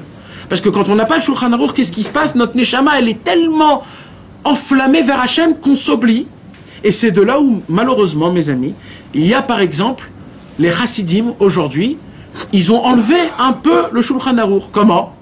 Par exemple, il y a des Chassidim, aujourd'hui, qui prient tous tard, très tard. Pourquoi? Parce qu'à l'époque, les Chassidim, qu'est-ce qu'ils faisaient? Ils se préparaient avant d'étudier Shacharit, avant de prier Shacharit. Et comment ils se préparaient? Ils étudiaient la Torah, ils essayaient de se renforcer comme il faut, et un petit peu, ils s'oubliaient, et quand ils commençaient à prier Shacharit, il était déjà après le Zman Kriyat Shema. Et comme ça, il y avait des Chassidim qui prient jusqu'à aujourd'hui, à 10h, 11h, midi. À midi, il y a des minyanim de Shacharit, mes amis. Et sur ça, c'est très grave. Sur ça, Rabbeinu, il vient, il dit Shulchan Aruch. Il ne faut pas bouger du Shulchan Aruch. Il ne faut pas que ça vienne sur le compte du Shulchan Aruch. Tu peux tout faire, mais au moment où ça touche le Shulchan Aruch, c'est fini, ça s'arrête là. Ça, c'est l'explication un peu envolée. L'explication un peu plus simple. Rabbi Nathan nous dévoile un secret énorme. C'est quoi le Shulchan Aruch en vérité, mes amis? C'est le birour du Tov et du Ra. Ça veut dire quoi? Le Shulchan Aruch, c'est, il y a un qui dit il faut faire comme ça. Un autre, il dit il faut faire comme ça. Un autre, il dit il faut faire comme ça. Alors nous, on ne sait pas qu'est-ce qu'il faut faire. Alors, c'est pas qu'il y en a deux qui se trompent et un qui a raison. Les trois, ils ont raison. La question, c'est comment je dois appliquer en fonction du général. Rabbi Yosef Karo, avec tous les rabbanim de l'époque, ils se sont cassés la tête pendant des centaines d'années pour essayer de décortiquer, pour arriver, sauf à un tranchement de din. Ce tranchement a été fait, marqué à la plume dans le Shulchan Aruch. Et comme ça, toute la vie de Rabbi Yosef Karo, il a fait quoi? Il a travaillé à inscrire sur le livre du Shulchan Aruch les lois, le code civil d'un juif. Donc, qu'est-ce qu'il a fait, il dit Rabbeinu? Il a fait un birour, c'est-à-dire un tri du bien et du mal. Jusqu'à maintenant, je ne savais pas comment me conduire. Maintenant, le Shulchan Aruch, il me donne le bon chemin qu'il faut. Il dit Rabbi Nathan, comme ça, écoutez comment c'est puissant. Un homme dans sa vie, toujours, il se pose des questions. Qu'est-ce que je dois faire, ça ou ça? Ça ou ça? Et des fois, ce choix, c'est une question de vie ou de mort. C'est une question de vie ou de mort. Des fois, ça peut être... Toute une vie peut changer par rapport... Et tu ne sais pas quel chemin prendre. Il vient Rabbeinu Akadosh et qu'est-ce qu'il dit? Quand un homme, il s'habitue à étudier le Shulchan Aruch, c'est quoi le Shulchan Aruch? trier le bien du mal, trouver le bon, vrai chemin. Quand, il dit Rabbeinu, quand un homme, il habitue son cerveau à étudier le Shulchan Aruch, son cerveau tout seul saura donner la réponse à chaque fois qu'il se montrera devant lui plusieurs chemins, il prendra toujours le bon chemin. Pourquoi? Parce que de base, il a fait dans sa tête avec le Shulchan Aruch. Donc le Shulchan Aruch, en fait, qu'est-ce qu'il lui a fait faire dans sa tête? Il lui a fait faire aiguiser comment toujours trouver le bon chemin. Vous imaginez cette puissance, comment c'est? Donc il dit Rabbi Nathan, donc maintenant le jour qu'un homme il n'étudie pas le Shulchan Aruch, c'est certain qu'il peut se tromper. C'est pour cela qu'il dit Rabbeinu quoi? Obligé tous les jours d'étudier du Shulchan Aruch. Maintenant, c'est quoi le Shulchan Aruch? Shulchan Aruch, c'est un livre d'Alaha.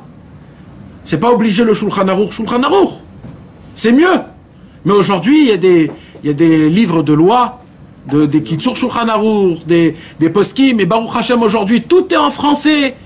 Donc si c'est dur pour vous en hébreu, allez mes amis, achetez un livre d'Alaha, prenez-le et décortiquez-le jusqu'à qu'il se déchire tellement vous allez l'étudier.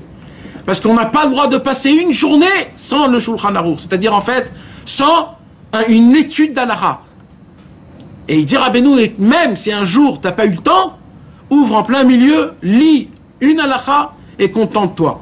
Mais quand tu as le temps, mets-toi au moins 20 minutes ou 15 minutes ou 10 minutes ou 1 heure ou je sais pas, mais il faut que tu te fixes un temps de limoud d'Alaha. Tous les jours de connaître une nouvelle Alaha. Ce qui est interdit, ce qui est permis. Ça, il dit Rabbeinu, c'était une obligation que Rabbeinu obligeait tous ses élèves. C'est-à-dire Avant qu'il y ait le Shulchan Aruch. Ah ben avant il y avait un autre. Ça vaut des milliards, ça. Alors il y avait un autre, il y avait le Rif, après il y avait le Rambam. C'était aussi des Shulchan Aruch. Ça aussi c'était des Shulchan Aruch, mais pas parfait. Il ne savait pas. Encore aujourd'hui. Alors qu'est-ce qu'il a fait Rabbi Yosef Karo? Il a pris tous les grands, il a pris tous les livres qui ont été écrits, il a essayé de mettre tout ensemble, de voir qu'est-ce qu'ils disent tous pareil, et de l'écrire dans un livre. En fait ce livre, c'est la maskana, comment on dit la maskana? C'est la conclusion de centaines d'années de travail, de recherche. C'est quoi la vraie volonté de ce qui est écrit dans la Torah orale écrite? Ouais, mais après ça s'est encore redivisé. Bah oui, parce qu'il y a le Ben Ishra, il y a le Kutchuk Sak encore. Donc le poskim encore qui ont écrit des livres. Ça s'appelle encore Shulchan Aruch. On va pas rentrer dans ça, on va pas rentrer dans ça. Non, mais... Le Inyan que Rabbeinu il dit, chacun il suit son Rav. Chacun il suit son Rav. Il dit Rabbeinu il rentre pas dans qu'est-ce c'est quoi que je dois suivre. Rabbeinu il dit, toi fais ton propre chemin, trouve ton Rav. Mais au moment où tu l'as trouvé, tu es obligé d'étudier ces halachot tous les jours. Ces halachot tous les jours. Tu peux pas passer, tu peux pas vivre comme une BMA. Tu es obligé d'avoir un code civil. Tu peux pas être un animal. Je m'en fous lequel code civil, mais au moins un code civil. Même les bandits, ils ont un code civil. Tous, ils ont des codes civils. Même les mafios, tout le monde, ils ont des codes civils. T'imagines un homme qui vit sans code civil? Mais c'est pire que l'Afrique du je sais pas où. Comment ça s'appelle? Le safari. C'est un safari.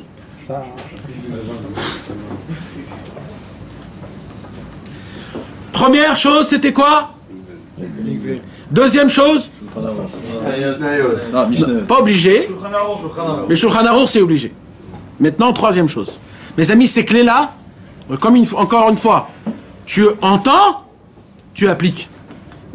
Tu poses pas de questions comment, qui, où, quand. Ça, c'est des clés. Ça, c'est des cadeaux, en fait. Je te donne un passe-partout. Troisième conseil. Gamzot Haïta Anaga Klalit. Celle-ci aussi était une Anaga Klalit. Comment on dit une Anaga Klalit? Un comportement général. Chez Izir, il a mis en garde. Al kol echad ve'achad. Dehainu. Lidboded bechol yom vayom. De s'isoler tous les jours de ce monde, de ce tourbillon, de ce court-circuit, de ce TGV qui n'a pas de frein, qui n'arrête pas d'avancer. Personne ne sait où il va, mais on est tous dedans. Une heure. Hein? Là, il dit pas 1 heure. Non. Attends. Non, Là, il dit pas. Mais dans un autre endroit, il dit. Il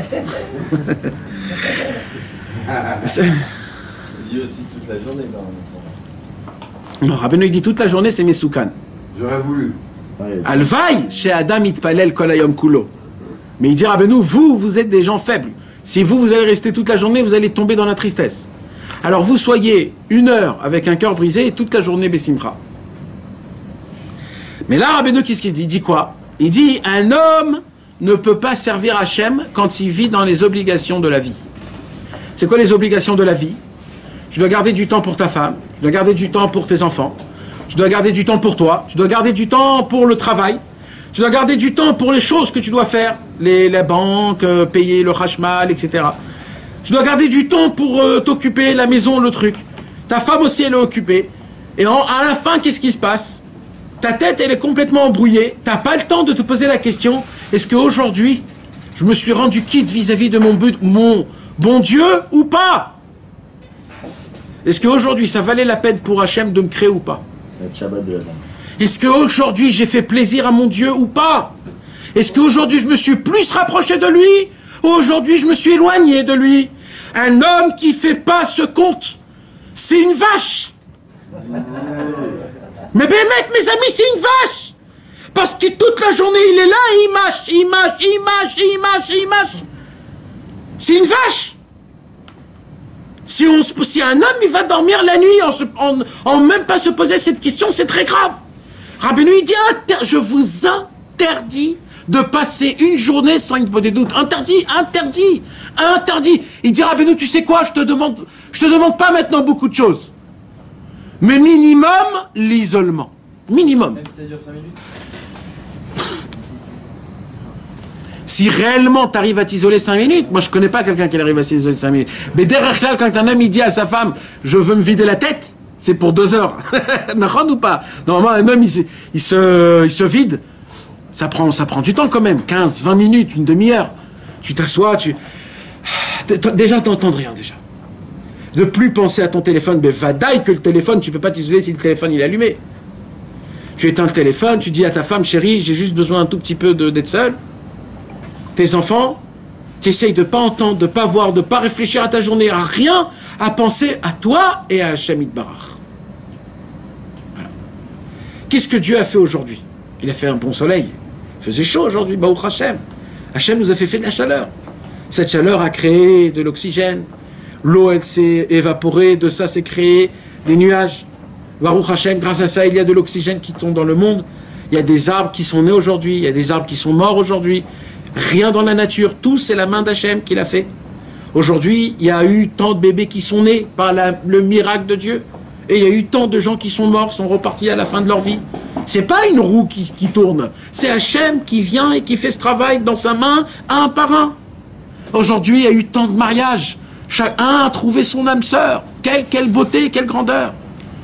Aujourd'hui, il y a eu beaucoup de gens qui ont été Bessimcha. Aujourd'hui, il y a eu beaucoup de gens qui ont été Lo Bessimcha. Il y a eu beaucoup de pertes, il y a eu beaucoup de gagnes. Et ainsi de suite, tu penses, tu réfléchis, et tu dis, et moi, alors, qu'est-ce qui m'est arrivé aujourd'hui? Alors déjà, je t'ai vu Hachem partout. Baruch Hachem. Et moi, qu'est-ce qui m'est arrivé aujourd'hui? Déjà, je me suis réveillé ce matin. Quand je me suis réveillé ce matin, la voiture marchait parfaitement. Quand j'ai mis la clé, elle a fait vroom, et tout marchait comme si c'était normal. Ça veut dire quoi? Ça veut dire, dès que j'ai levé mes yeux, mon corps, il était parfait. Vous savez, des fois, mes amis, tu descends, tu ouvres ta voiture, et tu peux faire... Elle démarre pas. Maintenant, tu sais pas pourquoi. T'as tout qu'il faut et ça ne démarre pas. Ça arrive souvent, non? Baruch Hachem, que le corps, des fois, quand tu lèves les yeux, il te fait pas des faces comme ça. Ou d'un coup, tu parles plus. Il y a un petit problème. Ben écoute, reste comme ça. Ça pourrait arriver. Comment? Rien que la machine d'Hachem, elle est parfaite. C'est un miracle. Alors, Modéani lefanecha, melech chai vekayam, shechzarta binishmati bechemla rabba emunatecha. Merci mon Dieu, Ribono Shalom, Toda Rabba déjà depuis ce matin. Je me suis réveillé, j'ai une femme, j'ai un toit, j'ai dû manger, j'ai des habits, j'ai un travail, j'ai des amis, j'ai de quoi m'occuper. Baruch Hashem, j'ai un peu de Torah, j'ai un peu de mitzvot, j'ai fait Shacharit Mincha Arvit, j'ai mis les tev, j'ai mis le talit, j'ai fait Netilat Yadayim, j'ai fait Shakon Abidvaro, j'ai fait Birkat Amazon, Boré Nefashot, Ala Mechia. Baruch Hashem, j'ai répondu Baruch Hu Baruch Shemo, Amen. Oh Hashem, combien de cadeaux tu m'as donné aujourd'hui. Toda Rabba de ces cadeaux, je t'en supplie, Ribono Shel Olam, fais en sorte que demain je puisse multiplier, que je puisse de moi-même un petit peu enlever de ce monde-ci pour te donner, pour me rapprocher de toi. Je t'en supplie, aide-moi de te dévoiler, je t'en supplie, aide-moi de te connaître. Je veux que tu sois, je veux te voir, c'est difficile dans ce monde. Et tu continues à parler avec Akadosh Baruch Hu. Tu t'isoles. Qu'est-ce que tu fais? Tu prends ce monde, tu dis ce monde ne vaut même pas une seule vision. Le seul homme qui doit avoir la seule vision, c'est Akadosh Baruch Hu, pas le seul homme. C'est Hashem Itbarach. Il n'y a que toi en vérité, Hashem, que je dois regarder. Rien d'autre doit être important à mes yeux que toi, Ribono Shel Olam. Et comme ça, un homme, il doit s'isoler. Quand un homme, il fait ça, vous savez à quoi il ressemble? Il dit Rabbi Nachman. Il dit Rabbi Nachman, Mashiach, il viendra. Mais quand Mashiach viendra, il y aura deux sensations par rapport à deux types de gens. Comme ça, il dit Rabbeinu. Il dit, vous connaissez, mes amis, je ne sais pas si vous avez connu, que Dieu ne fasse pas que vous connaissiez ça. Quand tu n'as pas où dormir et tu es fatigué et tu n'as pas dormi toute une nuit. Tu n'as pas dormi toute une nuit, tu es réveillé toute une journée, le soir il se rapproche, ça fait 24 heures que tu es réveillé. Tu veux qu'une seule chose, c'est un lit pour dormir. Et tu n'as pas où dormir. Vous connaissez ça? Eh ben, c'est très grave, mon frère. Parce que ça, il n'y a pas plus grave que ça. Tu ne peux pas dormir dehors. Donc tu es obligé de rester réveillé. Et là, mon frère, c'est très difficile. Ton cerveau, il ne fonctionne plus. Tu t'énerves très vite. Tu comptes plus personne. Maintenant, imagine-toi un mec, il a dormi 8 heures, mais des 8 heures parfaitement, sans se tourner, tellement il a bien dormi. 8 heures, comment il s'est mis, il s'est réveillé. Imagine-toi un homme comme ça, quand il se réveille après 8 heures, qu'est-ce qui se passe? Ah, son cerveau, il est net, il est fort, il est bien. Il dit, Rabbeinu, quand Mashiach viendra, il y aura les gens qui vont se sentir comme si qu'ils n'ont pas dormi 2 jours. Tous mes boules-balles, ils vont être remplis de troubles. Qu'est-ce qu'on va faire? Qu'est-ce qu'on doit faire? Comment ça se passe? Oh là là, mais il est comment, le Mashiach? C'est qui? Comment il s'appelle? On va être tout troublés. Et il y aura les gens que, quand ils vont recevoir le Mashiach, ça sera comme après une sieste de 8 heures. Ah, tout est calme, tout est bon. Ah, Baruch Hashem, il est venu. Très bien, ça va, Baruch Hashem. Il dira, mais nous, ceux qui ont fait Hitbo des doutes, pour eux de recevoir le Mashiach, ça serait comme si tu as dormi une bonne sieste et tu as assez ton esprit clair pour le recevoir et pour parler avec lui. Par contre, les gens qui n'ont pas fait Hitbo des doutes, eux, ils vont être mes boules-balles. Pourquoi? Parce que eux, ils n'ont pas dit tous les secrets que j'ai à dire à Hachem. J'ai pas avoué à Hachem la vraie volonté que je veux le servir, malgré que toutes mes fautes, j'en fais. Alors moi, je dois m'expliquer avec Hachem des tonnes et des tonnes. Et qui va le faire? Alors il dira, Rabbeinu, maintenant à vous de choisir comment vous voulez recevoir le Mashiach. Qu'est-ce qu'on doit faire dans l'Hitbo des doutes? Il doit s'expliquer devant Dieu. Ou les vakesh milfanav, et de demander devant lui rachamim vetachanunim, de la pitié, de la miséricorde, l'iskot, l'itkarev, la avodato, itbarach. Mes amis, vous voulez savoir c'est quoi Hitbo des doutes? Parce qu'il y en aura beaucoup qui vont vous prendre votre cerveau et qui vont vous embrouiller. Il y a des livres en entier aujourd'hui qui écrivent c'est quoi Hitbo des doutes. C'est pas ça. Hitbo des doutes, c'est écrit dans une seule phrase dans le Sichot Haran ici. Et c'est aussi simple comme c'est écrit, il n'y a pas besoin d'écrire des livres pour ça. Il n'y a pas besoin. Celui qui écrit des livres pour ça, il complique. Si moi on me donne un livre, on dit écoute, Hitbo des doutes, voilà, lis le livre, et je dis écoute mon frère, je suis très bien comme ça, ne me donne pas de livre. C'est pour ça que Rabbeinu il vient, il dit écoute, Hitbo des doutes, c'est très simple. C'est quoi Hitbo des doutes? Les vakesh, milfanav, berachamim, vetachanonim. L'iskot, l'itkarev elav. C'est de demander par pitié et miséricorde, Hachem, rapproche-moi de toi. C'est tout. Tout le reste, non, tout c'est des détails. Après, ça c'est le but. Tout ce que tu vas demander après, ça doit être relié au but. C'est quoi le but? Je veux me rapprocher de toi, Hachem. Donc si j'ai besoin de Parnassa, tu vas pas dire Hachem, donne-moi de Parnassa parce que j'ai besoin de Parnassa. Non, tu veux dire Ribono Shel Olam.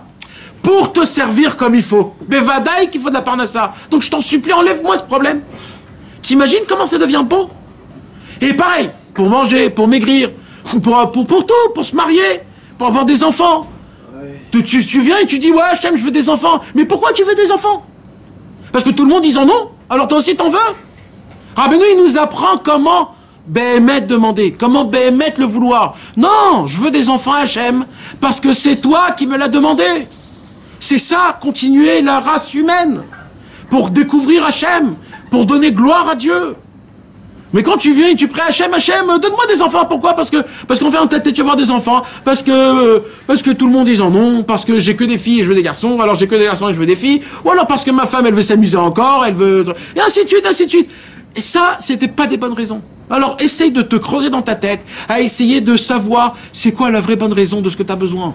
Et des fois, on l'a pas. Rabbeinu, il vient, il te dit, le but du monde, c'est quoi? Rappelle-toi que le but de ce monde, c'est de rapprocher d'Hachem Yitbarach. Alors ok, si tu n'as pas le temps toute la journée de penser à ça, il n'y a pas de problème. Mais tu ne peux pas, pendant une journée, de ne pas penser à ça. Et il dit Rabbeinu Vesichazu, cette conversation qu'un homme il doit converser avec Hachem.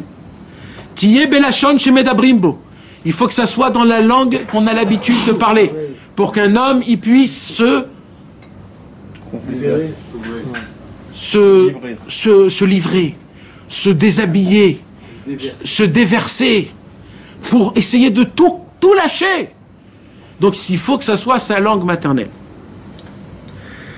Vekayotse beze, etc. il dit Rabbi Nathan. Shahar inyane anagot, plusieurs autres choses que Rabbeinu nous a ordonné. Al kol echad ve'echad bifrat, à chacun en particulier. Qu'il est kol echad ve'echad tziva anagot acherot, car chacun il a ordonné des conseils, des tikkunim, chacun en fonction de sa neshama. Vegam be'adam echad aya shinui binyan anagot.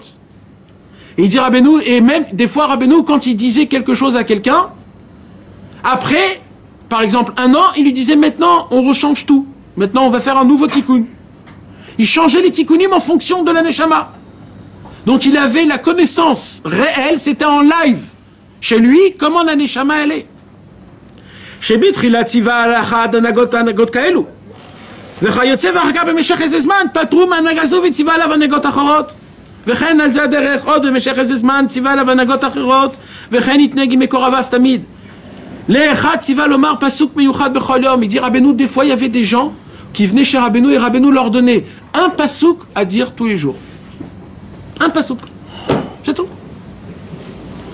Et לאחד ציווה משנה מיוחדת. Il y en a des fois que Rabbeinu il leur ordonnait, toi tu vas lire une Mishnah par jour, celle-là. Si tu lis tous les jours cette Mishnah, c'est très bon pour toi. Va'aklal. Pour résumer, il dit Rabbi Nathan. Chez le kol echad ve'echad tziva anagot meyuchadot. À chacun, il leur donnait des ordonnements. Ça voudrait dire quoi? Que Rabbeinu, il connaît parfaitement c'est quoi qu'on a besoin Béhémet. Kefim ma'she'etzech letaken. Et tout ce qu'il donnait, c'était en fonction de ce qu'il devait réparer. Ma'shepagam, par rapport à comment il a endommagé. Kefi shoresh nishmato, en fonction de la racine de son âme. Aval, yesh, anagot, il dit Rabbeinu, mais il y a des conseils, il y a des obligations, klaliot, qui sont générales. Chez Tziva, l'école à Mekoravim Shelo, que ça, il a ordonné à tous ses élèves, tous les gens proches de lui, c'était une obligation. Veyesh, anagot, shayu, klaliot, les kama vekama nashim, veyesh, anagot, shayu, miyuchadot, l'école echad vechad bimiuchad. Vechen, be'inyan azman, yesh, anagot, chez Tziva, linog, otam, kol yemei chayav. כגון לימוד הפוסקים שעל זה הזהיר בפירוש לנהוג זאת כל אחד ואחד כל ימי חייו. ויש הנהגות שהיו תלויים בזמן, שבזמן זה ציווה לנהוג הנהגה זו, בזמן אחר ציווה הנהגות אחרות וכנ"ל. וכל ההנהגות שציווה, אפילו ההנהגות שהיו נראים כדברים פשוטים, לא הייתה שום הנהגה על פי פשוט. Il dit Rabbi Nathan, et là mes amis, on arrive au sommet de cette sikha. Jusqu'à maintenant, on n'est même pas encore arrivé au sommet de la sikha. C'est à peine maintenant qu'on arrive au sommet de la sikha. Il y a encore un truc à boire?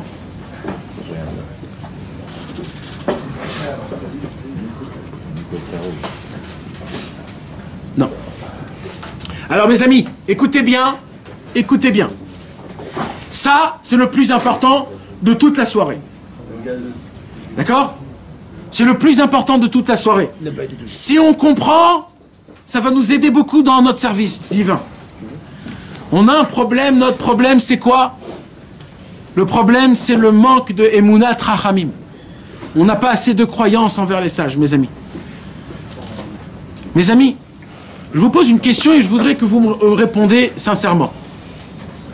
Si chas v'shalom, j'ai fait une très grande faute, et je viens chez un rave, et le rave il me dit, je vais donner une liste de choses à faire, et que dans cette liste-là, il y a des choses qui sont très difficiles à faire.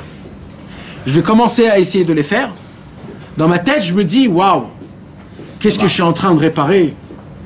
Par contre, imagine-toi, si par exemple, je vais chez un rave, je lui raconte la très grave faute que j'ai fait, et il dit, ah bon, ok, je vais te dire un pasouk de dire tous les jours, et ça suffit. Dis juste Bereshit bara Elohim et Hashamaim ve'et haaretz tous les jours, c'est fini. Qu'est-ce qu'il va sentir la personne? Il va dire, il est en train de se foutre de moi, le rave là. Mais il n'a pas compris, je crois, ce que je lui dis. Je crois qu'il faut que je lui fasse un dessin. Il faut que je lui explique c'est quoi la faute en fait. Et là, le rabbin il dit, non, non, non, j'ai très très bien compris. Moi je te dis, tu lis juste ce passouk, c'est fini. Mais Vadaï, qu'est-ce qui va se passer? Je ne vais pas le prendre au sérieux. D'accord ou pas? Et une des raisons pour laquelle Rabbi Nachman de Breslev a été énormément mis en marloquette, c'est parce que Rabbi Nachman a découvert le chemin, le raccourci, comment réparer toutes les fautes. Et Rabbi Nachman aujourd'hui nous dévoile juste la réparation telle qu'elle à la perfection. Mais comme moi j'ai pas d'émouna, et moi je crois qu'il faut travailler dur pour obtenir, alors qu'est-ce qui se passe? Il se passe que j'y crois plus aux choses simples et je crois que aux choses compliquées. D'accord? Venez maintenant, on essaye d'expliquer cet exemple en 2020. Prenez un vieux. Imaginez-vous, on fait réveiller, comment il s'appelle là, le Louis de Funès là qui s'est réveillé 80 ans plus tard. Comment il s'appelle? Ah, c'est le nouveau. Hibernatus. Imaginez-vous, Hibernatus, il se réveille. Mais pas après 80 ans, après 150 ans. Et il voit tout le monde avec un truc comme ça, où tout le monde appuie dessus, toute la journée. On n'arrête pas de le regarder, de parler dessus. Il va dire, mais ils sont devenus fous ces mecs-là, qu'est-ce qu'ils ont? Avec quoi ils parlent tout seuls tout le temps? Maintenant, on va lui expliquer qu'en fait, tu es en train de parler avec un mec en Chine. Il va dire, mais tu me prends pour un malade mental. Mais comment tu peux parler avec un mec en Chine? Il a raison. Comment je peux parler avec un mec en Chine? Il n'y a pas de fil, il n'y a rien. Encore le téléphone, il y avait un fil, il était avec un truc. Là, il n'y a pas de fil, il n'y a rien. Comment tu peux parler avec un mec? Je vais lui dire, mais papy, c'est fini ta vie. Et nous, on est dans une nouvelle vie. Va lui expliquer c'est quoi Internet, Wi-Fi, satellite. Il ne comprend pas tout ça. Mes amis, Rabbi Nachman, il a dit, moi j'ai découvert la modernisation dans la spiritualité. Comment s'appelle la Kalkala, la... Non, tout le monde moderne. J'ai trouvé le monde moderne dans le service divin. Il y avait à l'époque le monde qui n'était pas moderne dans le service divin. Où quand un homme il faisait quelque chose de grave, c'était très très grave, et pour réparer, il fallait vraiment travailler. Mais Baruch Hashem, qu'aujourd'hui, il y a la Wi-Fi, il faut juste le mot de passe. C'est quoi le mot de passe, Nissim? Emouna. Dès que tu mets le mot de passe Emouna, t'es connecté, tu sais même pas comment, tu reçois tout ce qu'il faut. Maintenant, il y a des gens qui disent, mais je comprends pas, moi aussi j'ai le tube, moi aussi j'ai le truc. Mais t'as pas le mot de passe, mon ami. Le mot de passe, c'est Nachman, Meuma. Il y a le mot de passe, c'est la connexion 4G. Quand tu fais Nachman, c'est 10G. Pourquoi avoir 4G? C'est 10G, c'est direct. Rien que tu penses, ça fait tout de suite le truc. T'as même pas besoin de toucher de... Rabbeinu Akadosh, c'est la connexion directe. Rabbeinu, c'est normal que lui, pour réparer la plus grande faute, il te dit juste de dire 10 psaumes. Tu lui dis, mais attends, Rabbeinu, attends, je comprends pas, explique-moi, parce que c'est pas possible. Dans le Zohar, il y a écrit qu'il n'y a pas de réparation. Encore, tu m'aurais dit, il faut jeûner, il faut se sacrifier toute la vie, de lire 10 psaumes. Mais je comprends pas, Rabbi Nachman. Ouais, tu comprends pas parce que tu es hibernatus, toi. Mais si t'es pas hibernatus, tu pourras comprendre. Le problème, c'est que tu es hibernatus. Tu comprends pas comment ça fonctionne, le moderne dans le monde futur. Rabbeinu a découvert des nouveaux chemins, il a dit. Et Rabbeinu, il a dit, quand vous allez m'écouter, le monde, il va venir à sa révolution. Le problème, c'est quoi? Écoutez les paroles de Rabbeinu. À sa réparation.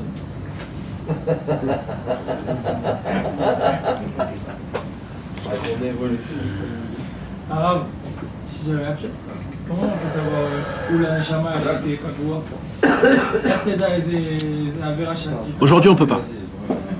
Aujourd'hui, on peut pas. Comment le Rav il peut savoir? Puisque le Rav lui-même il doit se réparer. Et lui-même il ne sait pas sur lui-même. Il parle en français tout à l'heure. Ou pas? Comment il peut savoir sur les autres? Rabbi Nachman il pose une question. Il dit comment c'est possible qu'un homme qui a encore son Yetzer Hara, il peut donner un conseil à un autre homme qui a le même Yetzer Hara? Ou tu tues ton Yetzer Hara toi, et si toi tu as tué ton Yetzer Hara, c'est la preuve que tu as les médicaments pour le tuer, donc tu peux donner un conseil à un autre. Mais tant que tu as toi un Yetzer Hara, tais-toi. Comment tu peux dire quelque chose à quelqu'un d'autre? Il dit Rabbeinu. C'est une question que Rabbeinu il pose. Ah, Emunat Chachamim, c'est la Torah, c'est les conseils, c'est le Moussar, c'est la Yirat Shamaim, c'est comment il t'emmène, comment il t'emmène pour aller au mikvé, il te montre comment on applique la Torah. Tu peux pas recevoir ça en dehors de ton Rav. Et que ton Rav qui peut te donner ça. Qui peut donner quoi? T'as vrai Emunat Chachamim. Si c'est écrit dans les livres. Oui, mais pas ton Shoresh Neshama. Alors c'est ça qu'elle fait la question. Tu veux Emunat Chachamim, tu veux les tokens ta Neshama. Non, c'est pas pareil. Il y a plusieurs choses. Dans le corps humain, il y a plusieurs choses. Il y a d'abord les midot. Les midot, c'est les qualités, les défauts que de base tu dois les réparer. Un homme qui est coléreux, menteur, qu'il aime les femmes, achila, l'honneur, et ainsi de suite. Ça c'est bichlal, ça c'est des choses que, avant la Torah, tu dois les faire, ça, bichlal. D'où on sait ça? Voilà, dessus là. Leolam yeh Adam, yireh shamayim. Baseter ou Bagaloui. Modé à la Emet, Dover Emet Bilvavo, et après que tu as tout ça, Veyashkem Veyomar. Là, tu peux prier Hachem. Tant que tu n'as pas ça, tu peux rien faire encore.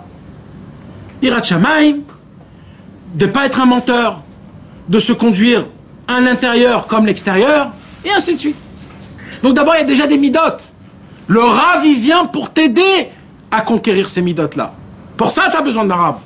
Il va te dire comment, il va te donner des conseils, il va te dire quel livre il faut étudier, il va t'encourager, il va se tenir derrière toi.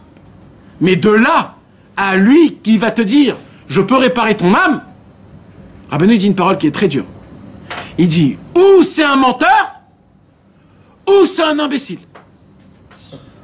C'est Rabbeinu qui dit ça, mes amis.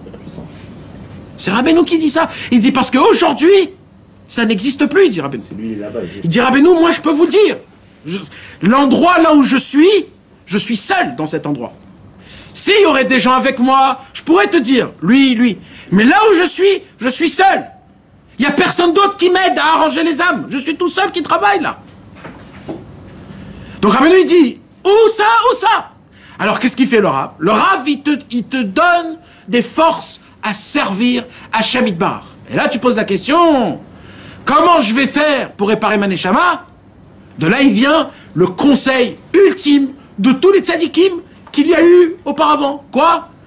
Attache-toi aux tzadikim qui sont déjà morts, va dans leur kivré tzadikim, étudie leurs livres et demande à Hashem d'arriver à ta préparation, à ta réparation de ton âme. Ça c'est quand tu n'as pas encore découvert le tzadik authentique. Mais au moment où tu as découvert le tzadik authentique, tu n'as même pas besoin de poser cette question, parce que le jour où tu vas et tu pointes, le tzaddik t'est inscrit. Et maintenant, il s'occupe de toi, il te donne des conseils, et ton travail, c'est de suivre à la lettre tous les conseils. Et au moment où tu n'appliques pas un conseil, là, tu dois pleurer tes larmes. Pourquoi? Parce que tu n'as pas appliqué ta réparation qui t'appartient à toi. Donc le Rav, c'est Rabbeinu. Pour celui qui l'a trouvé, ben vadaï. Ton tzaddik, Quand t'as trouvé le Shabbat. alors Rav et ta tzaddik, c'est pas pareil.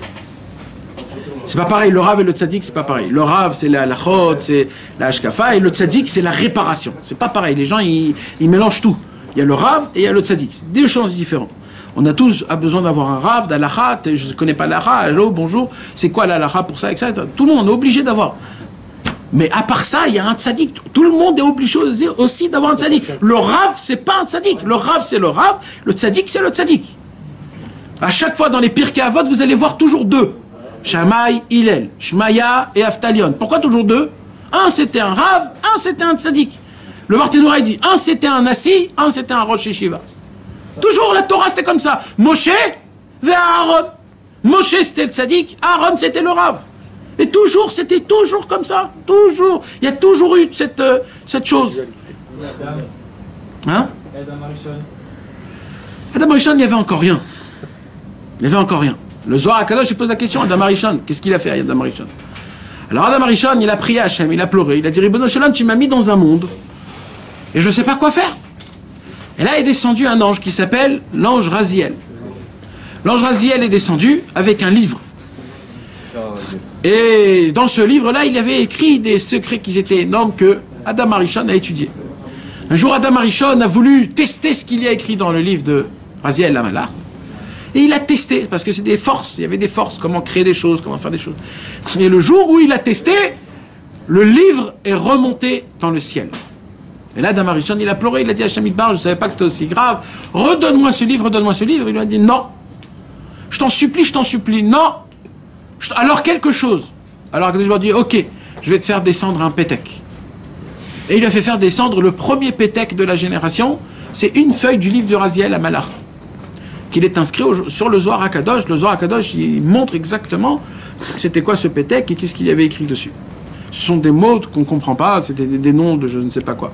Donc on voit que, ben mec, il y avait un travail. Même Adam Arishon avait besoin d'un Rav. Son Rav, c'était Raziel Lamalach. Et Adam Arishon, après Caïn, Eshet, Evel, Enoch, Hanok, Yered, Mahalalel, Noach, Metouchelach, etc. Jusqu'à qu'on arrive à Avraham Avinu. Avraham Avinu, il avait besoin aussi de ces rabbanim. C'était qui les rabbanim d'Avraham? Shem ve'Ever. Un tzaddik, un Rav. Encore une fois, Shem ve'Ever. Après Yitzhak, pareil. Où il a étudié Yitzhak? Pas d'Avraham. Il a étudié dans Shem ve'Ever. Yaakov Avinu. Où il a étudié Yaakov Avinu? Shem ve'Ever. Le tzaddik et le Rav. Le Rav, c'est pour te donner les conseils dans ce monde-ci, comment j'allume la plata, comment je fais la tour minute, comment je fais Shabbat, des choses pratiques qui sont pour ne pas enfreindre la loi juive. Mais à part ça, il y a ta neshama, mon frère, qu'il faut la réparer, c'est l'essentiel de tout. Et c'est qui le docteur de la neshama? C'est les tzadikim amitim que c'est les docteurs de la neshama. Rabbi Nachman, il dit, le seul problème aujourd'hui, c'est quoi? C'est que malheureusement, aujourd'hui, personne ne me prend en considération. Pourquoi? Parce que j'ai facilité le travail. Et il dit, sachez une chose, le jour où j'ai commencé à dévoiler mes conseils, dans le ciel s'est créé un nouveau Yetzer Hara. Nouveau. Et c'est quoi ce travail du Yetzer Hara? C'est quoi? C'est d'empêcher spécialement tous les conseils que je vous donne. Ça veut dire quoi? Le Tikkun HaKlali, c'est facile de lire. Eh bien, vous allez voir comment c'est difficile. Ah, j'ai oublié. Ah, c'est le nid, on peut pas. Oh, c'est lourd. On peut parler en plein milieu? Oh, non, on peut pas. Oh là là. Je peux prendre. Et voilà. Et à la fin, tu le fais plus. Chatzot. Si c'est pas un Breslev, il se lève toutes les nuits Chatzot. Si c'est un Breslev, parce que c'est Rabbeinu qui l'a demandé, ça va être 10 fois plus fort.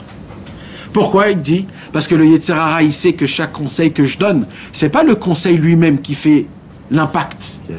C'est celui qui l'a ordonné. Quand tu fais un conseil de Rabbeinu, le conseil c'est en plus. C'est l'acte. Parce que lui, il te l'a demandé, tu l'as fait. Il y a un croisement, un kécher qui se crée entre toi et lui. Pourquoi je lis le Tikkun HaKlali? Parce qu'il y a écrit avant Tikkun HaKlali, Areni, Mekacher et Tatzmi. Parce que c'est Rabbeinu qui me l'a demandé. Si on n'a pas la Emouna dans Rabbeinu quand on lit le Tikkun HaKlali, c'est certain que le Tikkun HaKlali ne peut pas réparer quelqu'un. Pour le Tikkun HaKlali, il faut le mot de passe, qui est la Emouna du tzaddik, s'attacher au tzaddik. Parce que c'est sûr que si tu lis 10 psaumes, il ne va rien se passer en haut. Le tzaddik, il dit, donnez-moi des pierres et du ciment, et je vais vous construire des palais et des châteaux royaux. Donnez-moi votre Tikkun HaKlali, votre vidouille dvarim, la petite zdaka que tu donnes, la simcha que tu essayes de te renforcer, frapper des mains, oi, alit bodedou, simcha verikudim. C'est des choses qui sont toutes petites. Donne-les-moi. Moi, je vais créer de ça des palais qui t'appartiennent à toi. Mais le problème, c'est quoi? C'est que le Yetzer Hara ne va pas te laisser appliquer les conseils. Pourquoi? Parce que dans ta tête, ils ne sont pas importants, il dit Rabbi Nathan. Parce que c'est des petites choses. Qu'est-ce que tu vas dire? Quoi? 1 heure d'Itbo des doutes, c'est mieux qu'1 heure d'étude de Torah? Ça vaut la peine, quelqu'un il m'a dit, de faire bitul Torah 1 heure pour aller dans la forêt parler avec Hachem. Je lui dis, t'entends ce que t'es en train de te dire là? Mais attends, t'es sérieux de ce que t'es en train de te dire? Il a eu honte. C'est un roche yeshiva, hein. Il a eu honte quand il m'a dit, il n'a même pas fait attention qu'il a dit. Je lui dis, tu t'imagines comment c'est grave? On dirait que tu étudies un livre de philosophe. C'est une Gemara, tu étudies la Gemara de Dieu. Tu me dis que c'est un bitul Torah d'aller parler avec Hachem? Mais où on est? C'est ça la Torah que vous enseignez aujourd'hui. Rabbeinu il dit, fais une croix sur tout et mets que il des doutes. Après, tu mets autour ce que tu as besoin. Tu me dis, je vais essayer de voir où j'ai le temps. Mais il n'y a pas plus important que il des doutes. C'est l'endroit, c'est l'heure que tu vis au-dessus de la faute de Adam Arishon. Il y a un seul moment où on peut vivre avant la faute d'Adam Arishon. C'est dans l'Idbo des doutes. Va'amar beferouche. Écoutez maintenant la promesse de Rabbeinu, l'avance de comment Rabbeinu il s'avance. Écoutez mes amis, parce que là, vous ne pourriez pas après monter 120 ans et dire je savais pas. Là vous ne pouvez pas. Vous êtes venus dans ce monde-ci pour entendre ces paroles-là de Rabbi Nachman. Écoutez ce qu'il dit Rabbi Nachman. Ve'amar befirouche. Rabbeinu a dit clairement. Quoi? Bézé à la chaude. Rabbi Nathan dit, je vais aller plus loin, je vais répéter mot à mot ce qu'il a dit Rabbeinu. Baiser à la chaude. Comme ça, Rabbeinu a dit mot à mot. Écoutez, mes amis, ouvrez vos cœurs et entendez ce qu'il dit. Kol anaga ve'anaga shani metzaveh la'asot. Chaque conseil, chaque ordre, chaque tikkun que je demande à faire, chaque enseignement, chaque réparation, chaque conseil que je vous ai demandé à faire, Huzgula, Vetikun, Umoil, il a la puissance de réparer, d'aider, Alma She'avar, sur tout ce que tu as fait dans le passé, Ve'ala Atid, sur tout le futur, ou Le'achar Istalkut Adam, ça va t'aider même après que tu vas mourir. Ou les Yemot à Mashiach, ça va t'aider même quand Mashiach viendra. Ou les Triat Amatim, ça va t'aider même après que Mashiach viendra. Même après la résurrection des morts. Ou les Atid Lavo, et dans les temps où même après on ne sait pas ce qui va se passer. Jusqu'à là-bas, mes conseils vont t'aider. Vechol Mashetziva La'asot. Et vous croyez que Rabbeinu, quand il nous donnait des choses, c'était des choses compliquées. Tout ce qu'il nous a ordonné de faire. Ayanira davar kalo pashut. Quoi, c'est que ça que tu me donnes, Rabbeinu? Mais je suis prêt à mourir, moi. Rabbeinu, il dit non, il faut vivre. Il faut vivre. Tu sais pas ce que c'est la puissance d'un passouk par jour. Tu comprends pas ce que c'est. Aval, ayanira kalo pashut. Quand je l'entendais de Rabbeinu qu'il fallait faire ça, ça et ça et ça, tu dis mais c'est tout. Avalaya kaved meod ala adam la sot.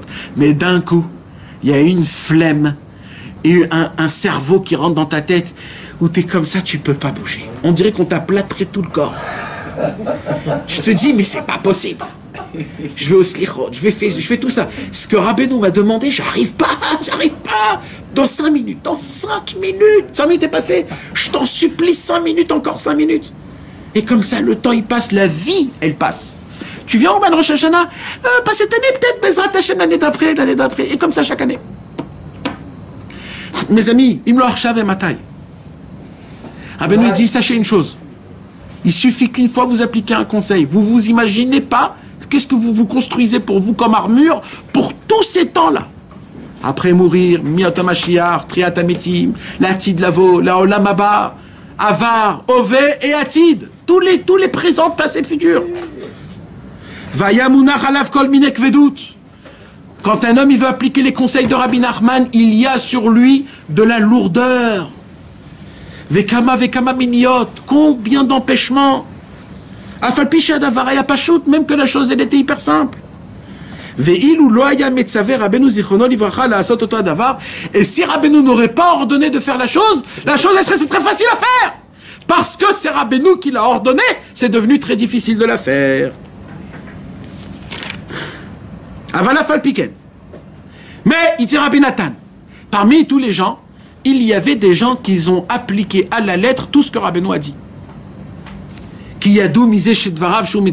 Parce que eux, ils savaient que maintenant que Rabbeinu a ordonné, ça va être encore plus difficile. Mais ils disaient, si c'est difficile, c'est que le Yetzirah ne veut pas que je le fasse, parce qu'il voit combien c'est important, donc moi, combien je dois me renforcer, oui, d'appliquer. Alors ils prenaient ça en considération, et ils se mettaient toutes leurs forces pour faire ces petites choses-là. Itbo des doutes, Mikve, Simcha, Rikoudin, et ainsi de suite, Limud Shulchan Aruch. Tout, j'essaie d'appliquer Itbo des doutes, tout comme il faut, parce que je sais que sur ces points-là, c'est les clés de toute la Torah. Itbo des doutes, Mikve, Shulchan Aruch, c'est les clés de toute la Torah, de tout le judaïsme. Et ils s'obligeaient de l'appliquer, même que c'était très difficile.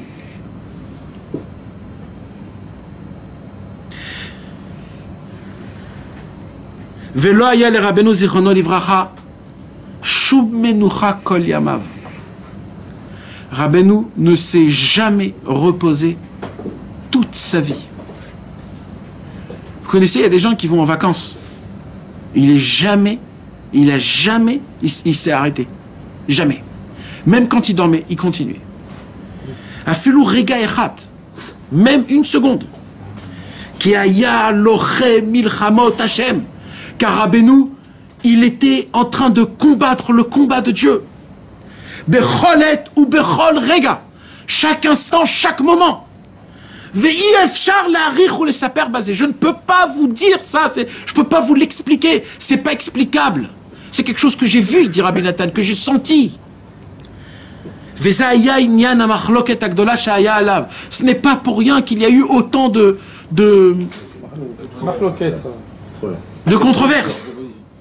Aval, afalpiken, mais quand même, combien même. Hashem Yitbarach, aya bezro tamid. Mais Hashem Yitbarach, il a toujours aidé Rabbi Nachman, malgré toutes les guerres qu'il a souffert, malgré que le Yetzirah lui a fait prendre sa femme, ses 3 enfants, et lui-même, il lui a pris à l'âge de 38 ans. Donc il a gagné, mais quand même, Hashem était toujours, quand Rabbeinu, il voulait obtenir quelque chose, il l'obtenait. Grâce à ça, Rabbeinu montait tous les jours des niveaux, pas tous les jours, chaque instant, chaque moment, les malas, des niveaux personnels qui n'existent pas, que personne n'est encore arrivé. Vasagod gvoot meod, et Rabbeinu, il avait atteint des perceptions divines que encore aucun homme avait atteint, des perceptions. Mais c'est quoi des perceptions? Si ça reste des perceptions, ça vaut quoi? Il y a plein de sadikim qui ont atteint des perceptions. Mais si ça reste des perceptions, moi, ça m'aide quelque chose, moi. Quand je vais descendre et je vais voir une meuf, ça m'aide, moi, t'as une perception. Moi, je veux que ta perception, tu me la donnes et je deviens un ish kacher. Moi, je veux me lever au slichot comme un lion. Je veux pas rester un gros porc comme je suis. Je veux être un Oved Hashem.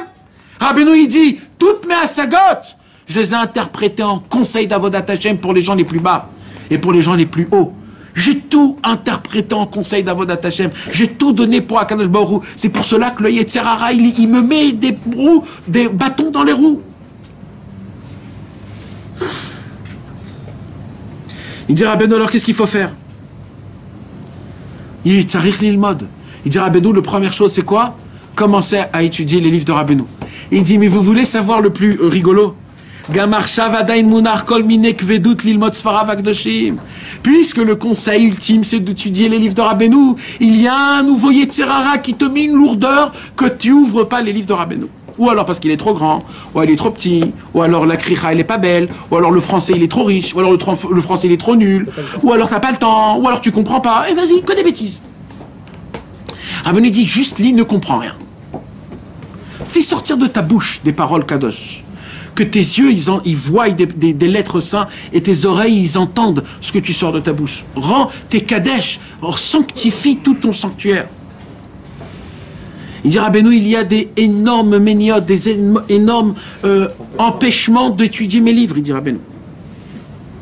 Mais celui qui veut, il réussit. Et celui qui veut, quand il commence à étudier, il voit comment c'est facile, comment c'est bon, comment c'est l'ultime endroit où je me sens chez moi à la maison. C'est le seul qui me comprend. C'est le seul qui parle mon langage. C'est le seul qui peut vraiment m'aider. Mais pour ça, il faut ouvrir le livre. Ve'adain, Il dit Rabbi Nathan et il termine la sira comme ça. Et avec tout ça, Haor Ne'elam Venistar. Avec tout ce qu'on vient de dire, la lumière de Rabbeinu est complètement cachée dans une cachette. Ou la cachette elle-même, elle est cachée.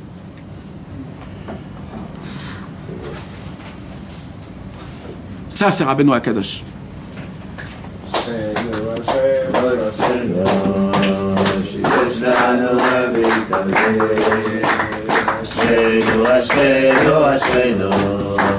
שיש לנו רבל כזה, קוראים לו